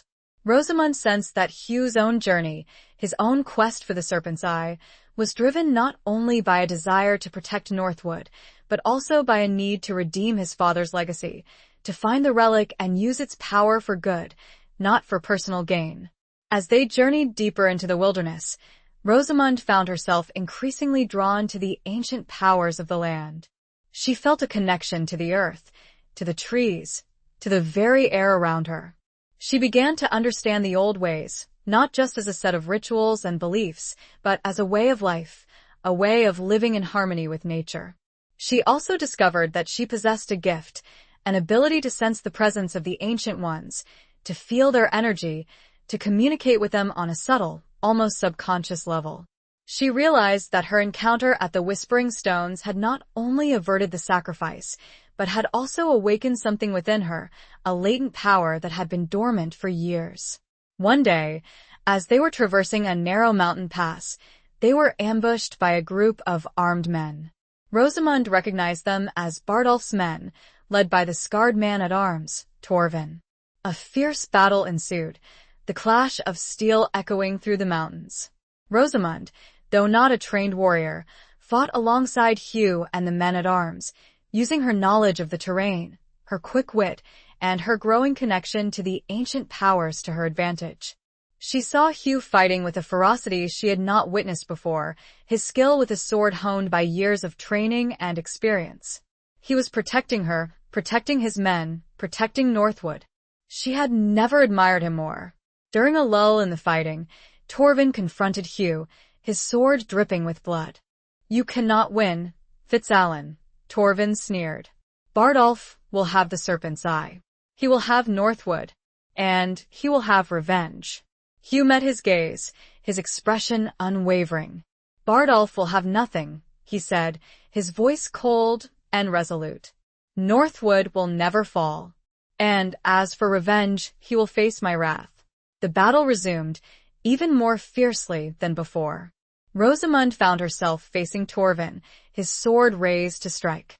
She knew that she was no match for him in a direct confrontation, but she used her agility and her knowledge of the terrain to evade his attacks. Then, she remembered something she had read in one of the forbidden books, a passage that spoke of a way to disarm an opponent using a combination of movement and intention. She focused her mind, channeling her energy, her connection to the ancient powers. She moved quickly, dodging Torvin's blow, and with a swift, unexpected maneuver, she struck his wrist, causing him to drop his sword. She then kicked the sword away, leaving him disarmed and vulnerable. Hugh, seeing her victory, dispatched his own opponent and rushed to her side. "Are you all right?" he asked, his voice filled with concern. Rosamund nodded, her breath coming in ragged gasps. I am," she said. They captured Torvin and a few of his surviving men, the rest having fled or been killed. They interrogated Torvin, trying to extract information about Bardolph's plans, about the location of the Serpent's Eye. Torvin, however, remained defiant, refusing to betray his master. "You may have won this battle, Fitzalan," he spat, "but you will lose the war. Bardolph will prevail. He has allies you cannot even imagine." Allies? Who could he have allied himself with that was so terrible? His words, and the venomous hatred in his eyes, sent a chill down Rosamund's spine. The weight of loyalty, both Torvin's misplaced loyalty to Bardolph and her own growing loyalty to Hugh and Northwood, pressed heavily upon her. The stakes were higher than she had ever imagined, the conflict far more complex than she had initially believed. The journey continued, fraught with danger and uncertainty, but Rosamund's determination remained unshaken, her resolve strengthened by the battle, by the growing bond with Hugh, and by the ominous warning of Torvin's words. Chapter 15.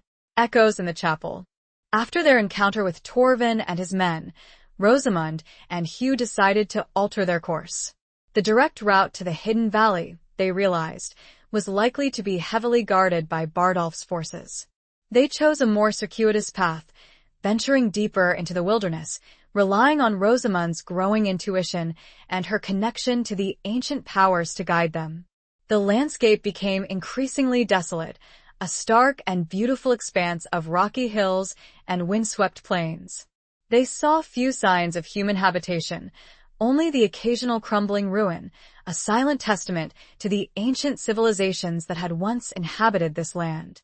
Rosamund found herself drawn to these ruins, feeling a strange sense of connection to the past, to the people who had lived and died here centuries ago. She would often spend time exploring the ruins, touching the weathered stones, listening to the whispers of the wind, trying to glean some understanding of their history, of their connection to the ancient powers. One evening, as they were sheltering in the ruins of an ancient chapel, Rosamund felt a particularly strong presence, a sense of ancient energy that seemed to emanate from the very stones themselves. The chapel was small and crumbling, its roof long gone, its walls overgrown with moss and lichen. But the altar, a massive block of rough-hewn stone, remained intact, a silent witness to centuries of forgotten rituals. Rosamund approached the altar, her heart pounding. She felt a tingling sensation in her fingertips, a sense of connection to something ancient and powerful. She placed her hands on the altar, closing her eyes, letting her mind drift, opening herself to the whispers of the past. She saw visions, fragments of images and emotions that flooded her mind. She saw the people who had worshipped here, their faces blurred and indistinct, their voices echoing through the centuries. She saw rituals performed, offerings made, prayers whispered to the ancient ones. She saw the Serpent's Eye, a shimmering, multifaceted stone, radiating a powerful, almost palpable energy. She saw it being used in rituals, its power amplified by the faith of the worshippers, its light illuminating the darkness. Then, she saw a different vision, a darker, more disturbing image. She saw the Serpent's Eye being stolen, taken from the chapel by force, its power twisted and corrupted by those who sought to use it for their own selfish purposes. She saw the chapel desecrated, the altar overturned, the ancient rituals abandoned. She recoiled from the altar, her mind reeling, her body trembling. The visions had been so vivid, so real, that she felt as if she had lived them herself. Hugh, who had been watching her with concern, rushed to her side. "Rosamond," he said, his voice filled with alarm. "What is it? What did you see?" She told him about the visions, about the serpent's eye, about its theft, about the desecration of the chapel. "This place, it is important," she said, her voice trembling. "It holds a key to understanding the past, to finding the serpent's eye." Hugh listened intently, his face grave. He recognized the significance of her visions, the importance of this ancient chapel.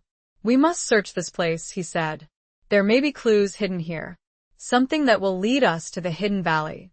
They spent the rest of the evening and the following morning searching the ruins, carefully examining every stone, every crevice, every hidden corner. They found nothing at first, but Rosamund's intuition told her that they were close, that the answer was hidden somewhere within these crumbling walls. Finally, as the sun was beginning to set, Rosamund discovered something. Behind the altar, hidden beneath a pile of rubble, she found a small, concealed chamber. The chamber was empty, except for a single inscription carved into the stone wall. The inscription was in the ancient language, the same language as the forbidden books. Rosamund carefully copied the inscription into her notebook, her heart pounding with excitement. She knew that this was it, the clue they had been searching for. Back at their camp, she spent hours poring over the inscription, using her knowledge of the ancient language, her growing understanding of the symbols, to decipher its meaning. She discovered that the inscription was a riddle, a cryptic description of the location of the hidden valley. It spoke of a weeping rock, a serpent's path, and a gate of stars.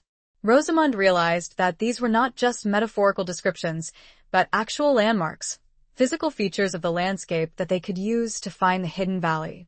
She shared her discovery with Hugh, and together they began to piece together the clues, to interpret the riddle, to chart a course to their destination. They knew that time was running out. Bardolph was still out there, searching for the serpent's eye, and they had to find it before he did. The echoes in the chapel had given them a new hope, a new direction, but the journey ahead remained fraught with danger and uncertainty.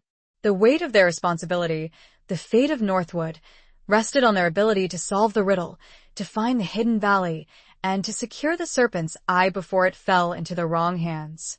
As they looked out over the desolate expanse, Rosamund steeled herself. Chapter 16. A Desperate Plea. Following the clues gleaned from the inscription in the ruined chapel, Rosamund and Hugh pressed onward, their journey taking them through increasingly treacherous terrain. The weeping rock, they discovered, was a waterfall cascading down a sheer cliff face, its constant spray creating a perpetual mist that shrouded the surrounding area. The serpent's path was a narrow, winding trail that snaked its way through a dense forest, its twists and turns mirroring the coils of a serpent. The Gate of Stars, however, proved more elusive. They searched for days, scouring the landscape for any sign of a natural formation that could be interpreted as a gate, any pattern of stars reflected in a pool or lake, any clue that could lead them to the hidden valley. As the days turned into nights, their supplies dwindled, and their hope began to waver. They were exhausted, both physically and mentally, and the constant threat of discovery by Bardolph's men hung over them like a dark cloud. One evening, as they were camped near a small, stagnant pool of water, Rosamund felt a sudden surge of despair. She looked at the stars reflected in the water, their shimmering light seeming to mock her efforts. She felt as if they were no closer to finding the hidden valley than they had been when they first set out. She sat down beside Hugh, her head in her hands. I do not know if we can do this, Hugh," she said, her voice filled with doubt. "We have been searching for so long, and we have found nothing." Hugh put his arm around her, drawing her close. "We cannot give up now, Rosamund," he said, his voice firm. "We have come too far. We must keep searching." "But what if we are wrong?" she asked. "What if the hidden valley does not exist? What if the serpent's eye is lost forever?" He looked at her, his gray eyes filled with a mixture of determination and compassion. "We cannot afford to think like that," he said. We must believe that we will find it. We must have faith. His words, and the unwavering belief in his eyes, gave her a renewed sense of hope. She knew that he was right. They could not give up. They had to keep searching, keep hoping, keep believing. Suddenly, she had an idea. She remembered something she had read in one of the forbidden books, a passage that spoke of a way to communicate with the Ancient Ones, to ask for their guidance, to seek their help. It was a desperate plea, a last resort, but she felt that it was their only chance. "Hugh," she said, her voice filled with a newfound urgency, I think I know what we must do. We must ask for help." "Ask for help?" he repeated, his brow furrowed. "From whom?" "From the Ancient Ones," she said. "From the spirits of the land. From those who know the secrets of this place." He looked at her, skeptical. "But how?" he asked. "We have no offerings. We have no rituals. We have something more powerful," she said. "We have need. We have desperation. And we have faith." She explained her plan to him, outlining the steps she had learned from the forbidden book. It was a simple ritual, requiring nothing more than a clear mind, an open heart, and a sincere plea for guidance. They decided to perform the ritual that night, under the light of the full moon. They stood beside the stagnant pool, the stars reflected in its dark surface. Rosamund closed her eyes, focusing her mind, clearing away all distractions, all doubts, all fears. She began to chant, her voice low and resonant, echoing the ancient language of the rituals. She spoke of their quest, of their need for guidance, of their desperate plea for help.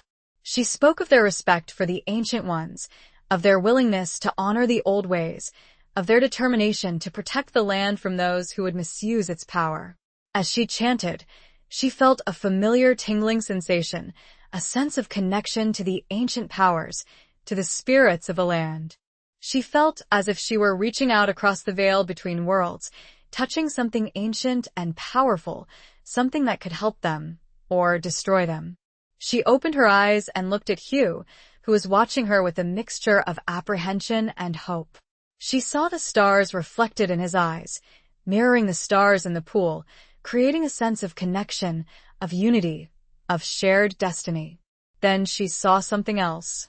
In the reflection of the pool, she saw a vision, a fleeting image of a narrow opening in a cliff face, hidden behind a curtain of trees. The opening was barely visible, almost completely obscured by the foliage, but she knew, with a certainty that went beyond logic, that this was it. This was the Gate of Stars, the entrance to the hidden valley. She pointed to the reflection in the pool. "There," she said, her voice trembling with excitement. "That is it. That is the entrance." Hugh looked at the reflection, his eyes widening in disbelief. "Are you sure?" he asked. She nodded. "I am," she said. "The Ancient Ones, they have shown us the way." The vision faded, leaving only the reflection of the stars in the dark water. But Rosamund knew that what she had seen was real. The desperate plea had been answered, the guidance given. They had found the Gate of Stars, and the hidden valley lay before them, waiting to be discovered. The weight of their responsibility, the fate of Northwood, rested on their next move, on their ability to enter the hidden valley, to find the Serpent's Eye, and to prevent it from falling into Bardolph's hands. Chapter 17. The Gathering Storm. Guided by the vision Rosamund had received, they set out early the next morning, their spirits renewed by the discovery of the Gate of Stars. The location revealed in the reflection was some distance away, requiring them to traverse a treacherous stretch of rocky terrain. As they approached the area indicated in the vision, Rosamund felt a growing sense of anticipation, mixed with a healthy dose of apprehension. The air seemed to thicken, charged with an almost palpable energy. The landscape became increasingly wild and desolate, the trees gnarled and twisted, the rocks sharp and unforgiving. Finally, after hours of searching, they found it, hidden behind a dense thicket of trees.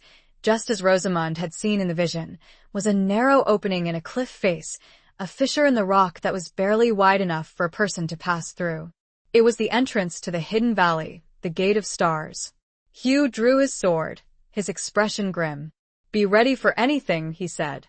Bardolph may be waiting for us inside. Rosamund nodded, her hand resting on the hilt of the small dagger she carried at her waist. She was not a warrior, but she was prepared to defend herself, to protect Hugh, to fight for Northwood. They entered the opening, one by one, their movements cautious and silent. The passage was dark and narrow, the air cool and damp. They followed the winding fissure, their footsteps echoing softly in the confined space. After what seemed like an eternity, the passage opened into a hidden valley, a secluded oasis nestled within the surrounding mountains. The valley was surprisingly lush and green, a stark contrast to the desolate landscape outside. A clear stream flowed through the center of the valley, its waters sparkling in the sunlight. Trees and wildflowers grew in abundance, creating a scene of tranquil beauty. But the beauty was deceptive. Rosamund felt an undercurrent of tension, a sense of something lurking beneath the surface, a hidden danger that threatened to disrupt the tranquility of the valley. As they moved deeper into the valley, they discovered signs of recent habitation. There were footprints in the soft earth, the remnants of a campfire and other indications that someone had been here recently. Bardolph's men, no doubt. They continued their search, their senses on high alert, scanning the valley for any sign of Bardolph, for any clue to the location of the Serpent's Eye. Suddenly they heard voices. They quickly concealed themselves behind a cluster of rocks, peering out cautiously. They saw a group of men, dressed in the familiar garb of Bardolph's forces, gathered around a small cave at the far end of the valley. Bardolph himself was among them, his face animated, his voice filled with excitement. "We are close," Bardolph was saying. "The Serpent's Eye is here. I can feel it." Rosamund and Hugh exchanged a look. They had found Bardolph, and they were close to the Serpent's Eye. But they were outnumbered, and they had to be careful not to reveal their presence. They watched as Bardolph entered the cave, followed by a few of his men. The rest remained outside, guarding the entrance. Hugh turned to Rosamund, his voice low. "We must find a way to get into that cave," he said. "Without being seen." Rosamund nodded, her mind racing. She looked around the valley, searching for an alternative route, a hidden passage, anything that could give them an advantage. Then she saw it. A narrow crevice in the rock face, partially obscured by a waterfall that seemed to lead towards the cave. It was a long shot, but it was their only chance. "There," she said, pointing to the crevice. I think that might lead to the cave." Hugh followed her gaze, his eyes narrowing. "It is a risk," he said. "But it may be our only option." They decided to take the risk. They waited until nightfall. Then, under the cover of darkness, they made their way towards the crevice. The waterfall was loud, masking the sound of their movements. They slipped into the crevice, finding themselves in a narrow, winding passage that led upwards, towards the cave. The passage was damp and slippery, the air thick with the smell of moss and earth.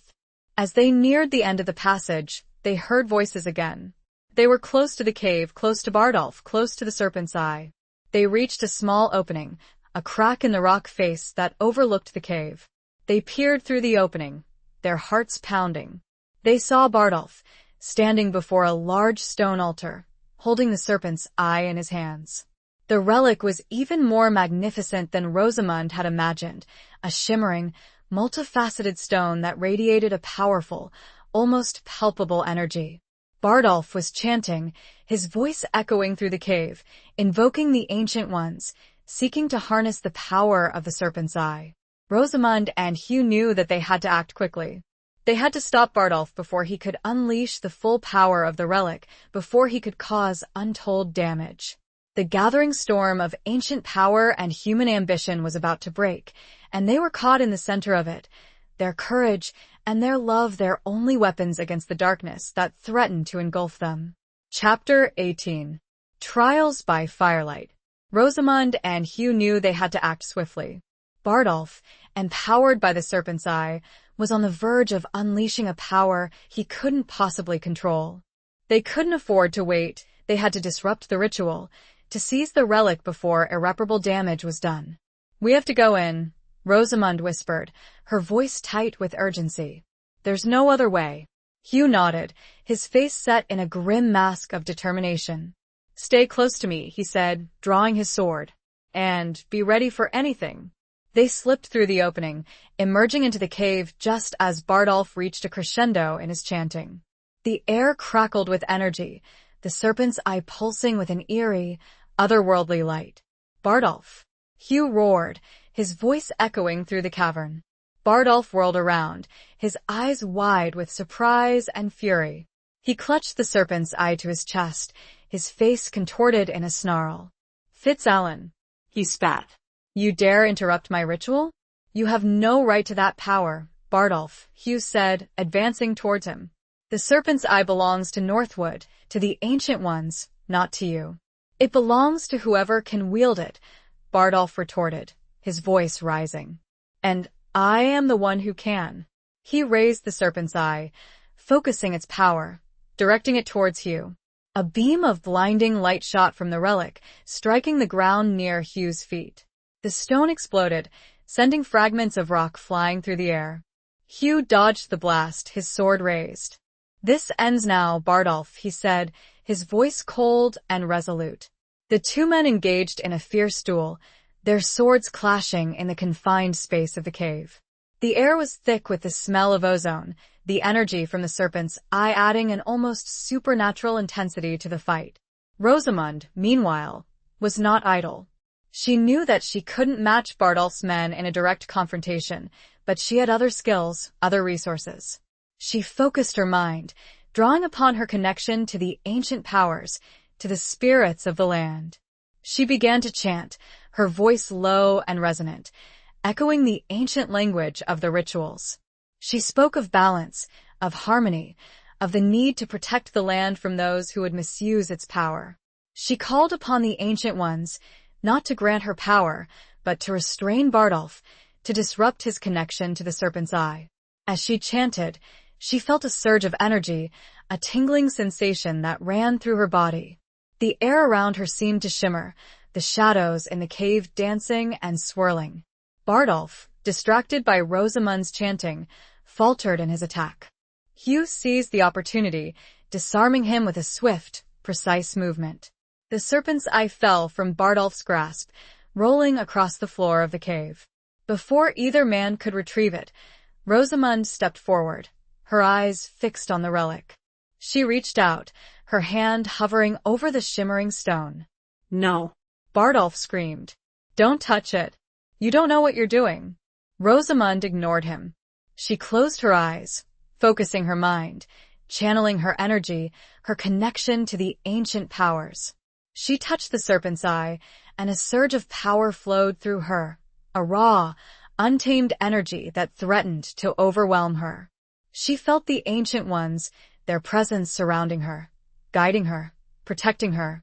She felt the power of the land, the energy of the earth, flowing through her, merging with the power of the serpent's eye. She opened her eyes, and they glowed with an otherworldly light. She raised the serpent's eye, focusing its power, directing it not towards Bardolph, but towards the altar, towards the source of the ancient energy that permeated the cave. A beam of light shot from the relic, striking the altar. The stone glowed, then pulsed, then shattered. The energy that had been contained within the altar was released, flowing back into the land, back into the earth, back into the ancient network of power that connected all things. Bardolph screamed in rage and despair as he felt the familiar power get sucked away. The cave began to tremble, the walls cracking, the ceiling threatening to collapse. Rosamund, Hugh, and Bardolph's remaining men scrambled for the exit, fleeing the collapsing cave. They emerged into the night, the valley lit by the flickering light of the moon. The cave entrance collapsed behind them, sealing the serpent's eye and the remnants of Bardolph's ambition within a tomb of stone. Bardolph, defeated and powerless, was taken prisoner. His men, their morale shattered, surrendered without a fight. Rosamund stood beside Hugh, watching as the dust settled, as the valley returned to its tranquil beauty. She felt drained, exhausted, but also exhilarated. She had faced the ultimate test, she had wielded the power of the serpent's eye, and she had emerged victorious. The trials by firelight had forged a new understanding, a new strength within her. And she knew that she and Hugh could weather anything. Chapter 19. The Lion and the Rose. The return to Northwood was a somber affair. Though they had secured the Serpent's Eye and neutralized Bardolph's threat, the journey had taken its toll. The weight of their actions, the near disaster they had averted, hung heavy in the air. Bardolph, stripped of his power and his ambition, was imprisoned in the deepest dungeon of Northwood, awaiting judgment. Rosamund found herself changed by the experience. She had faced ancient powers, wielded a relic of immense energy, and stared death in the face. She was no longer the timid, reluctant bride who had arrived at Northwood months ago.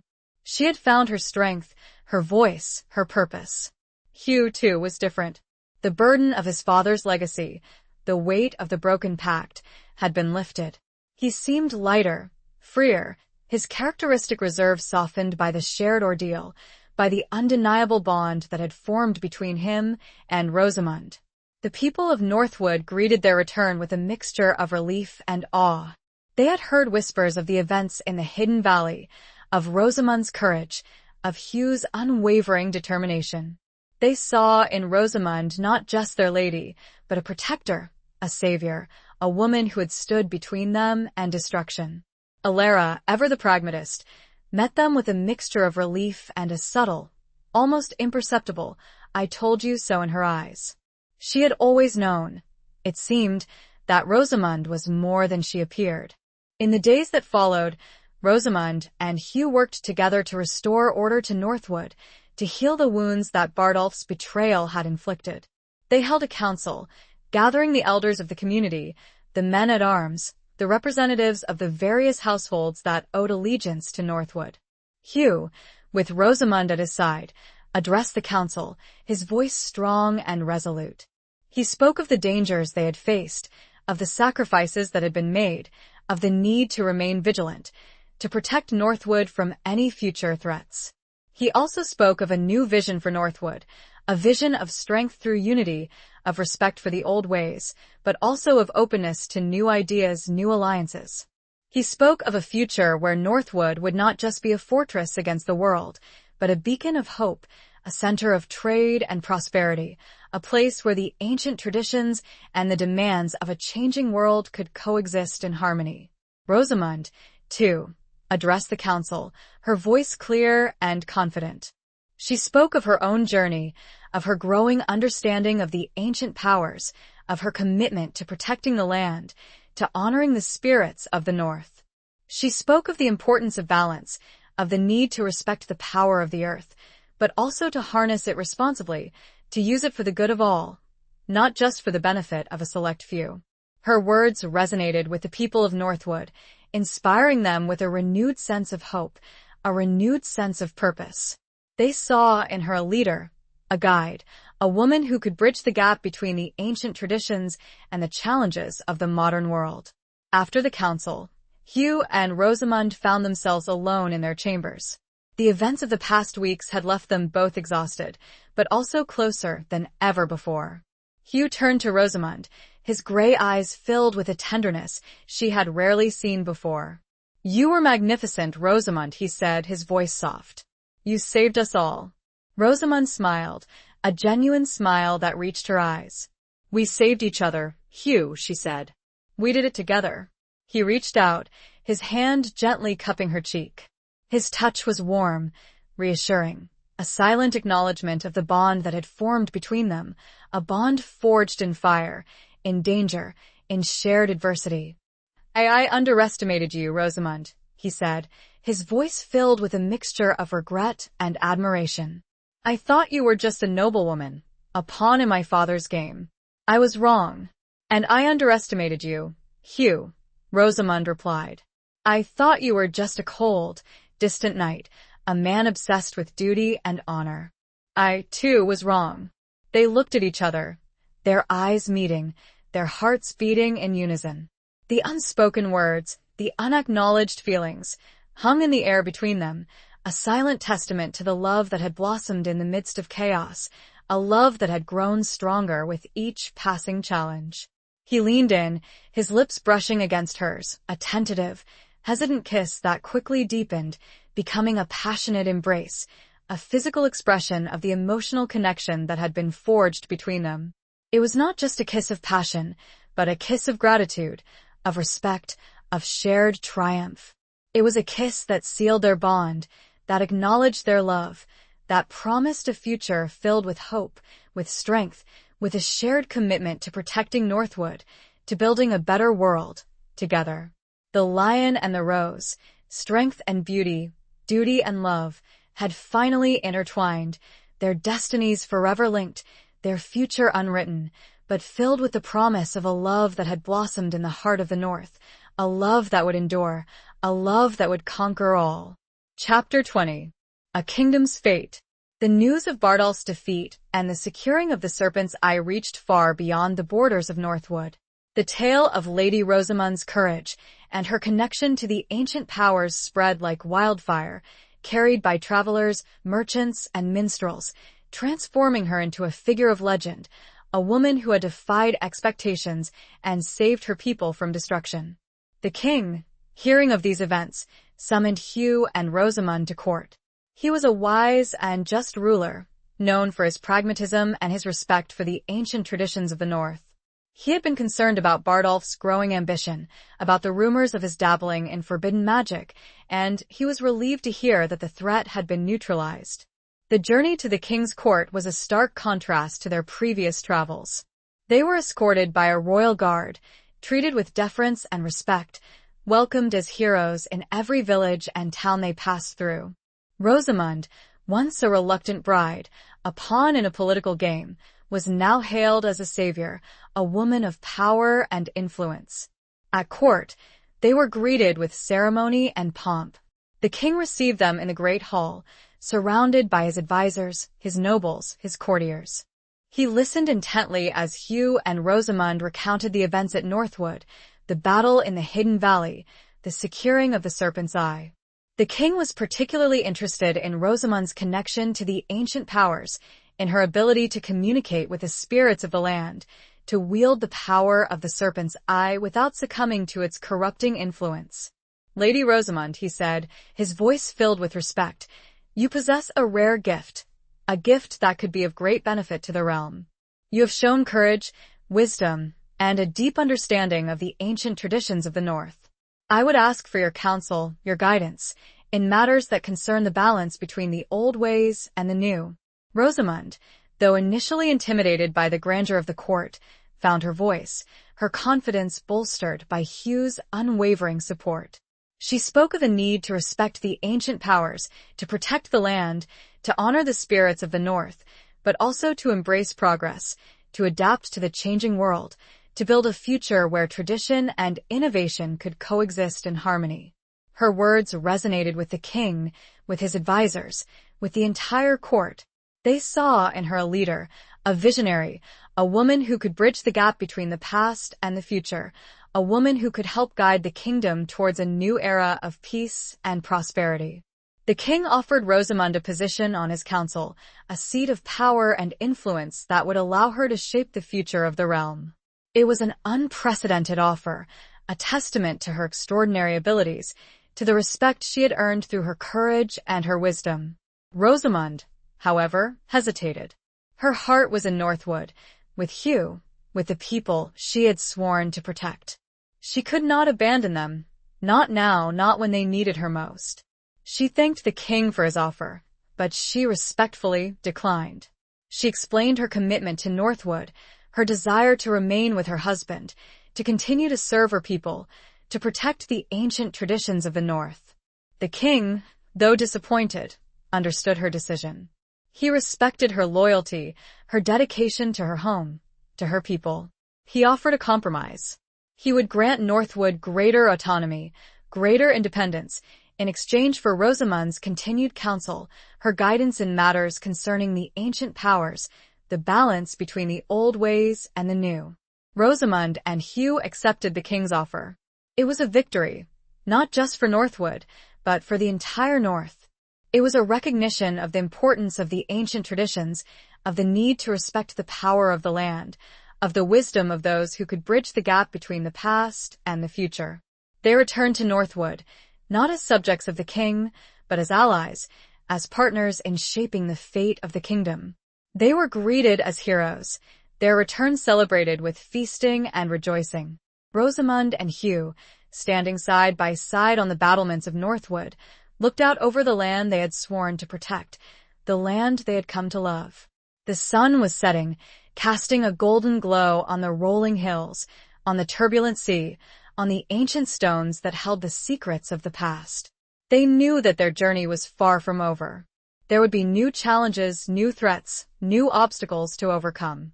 But they also knew that they would face them together, united by their love, by their shared commitment to Northwood, by their unwavering belief in the power of the human spirit to overcome adversity, to build a better world, to create a future where tradition and innovation, strength and compassion, love and duty could coexist in harmony.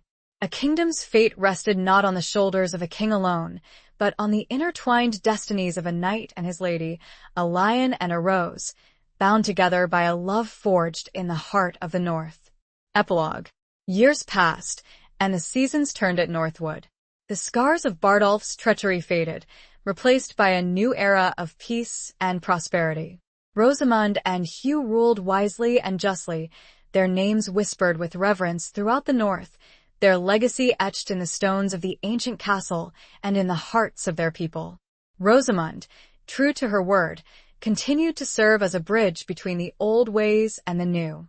She became a respected scholar, a skilled negotiator, and a wise counselor, her advice sought by kings and commoners alike. She never forgot the lessons she had learned, the power of the ancient ones, the importance of balance, the need to respect the land and its spirits. Hugh, ever the steadfast knight, remained the protector of Northwood, his strength and courage a constant reassurance to his people. He learned to temper his duty with compassion, his warrior's heart softened by the love he shared with Rosamund, by the wisdom she brought to his life. They had children, a son and a daughter, who inherited the best qualities of their parents, the strength and courage of their father, the wisdom and compassion of their mother. The children grew up surrounded by the legends of Northwood, by the tales of their parents' bravery, by the whispers of the ancient ones. Alara, her initial skepticism long gone, became one of Rosamund's closest confidants, her loyal advisor, her friend. She recognized in Rosamund a kindred spirit, a woman who understood the secrets of the North, who respected the old ways, who could navigate the treacherous currents of power with grace and wisdom. The serpent's eye remained hidden, its power contained, its location known only to Rosamund and Hugh. They understood that it was not a weapon to be wielded, but a responsibility to be borne, a secret to be guarded, a legacy to be passed down to future generations, along with the wisdom to use it wisely, if ever the need arose. One evening, as the sun was setting, casting a golden glow on the ancient stones of Northwood, Rosamund and Hugh stood on the battlements, their hands clasped together, their eyes fixed on the horizon. They were older now, their hair streaked with silver, their faces lined with the passage of time, but their love for each other, their commitment to Northwood, remained as strong as ever. They had faced many challenges, overcome many obstacles, but they had done it together, their bond forged in fire, in danger, in shared adversity. They had built the life, a family, a legacy that would endure for generations to come. Rosamund leaned her head against Hugh's shoulder, feeling the warmth of his body, the strength of his presence. She looked out over the land they had sworn to protect, the land they had come to love, the land that had shaped their destinies. "We did it, Hugh," she whispered, her voice filled with a quiet contentment. "We built a good life, a good home." He smiled, his gray eyes filled with a tenderness that time had only deepened.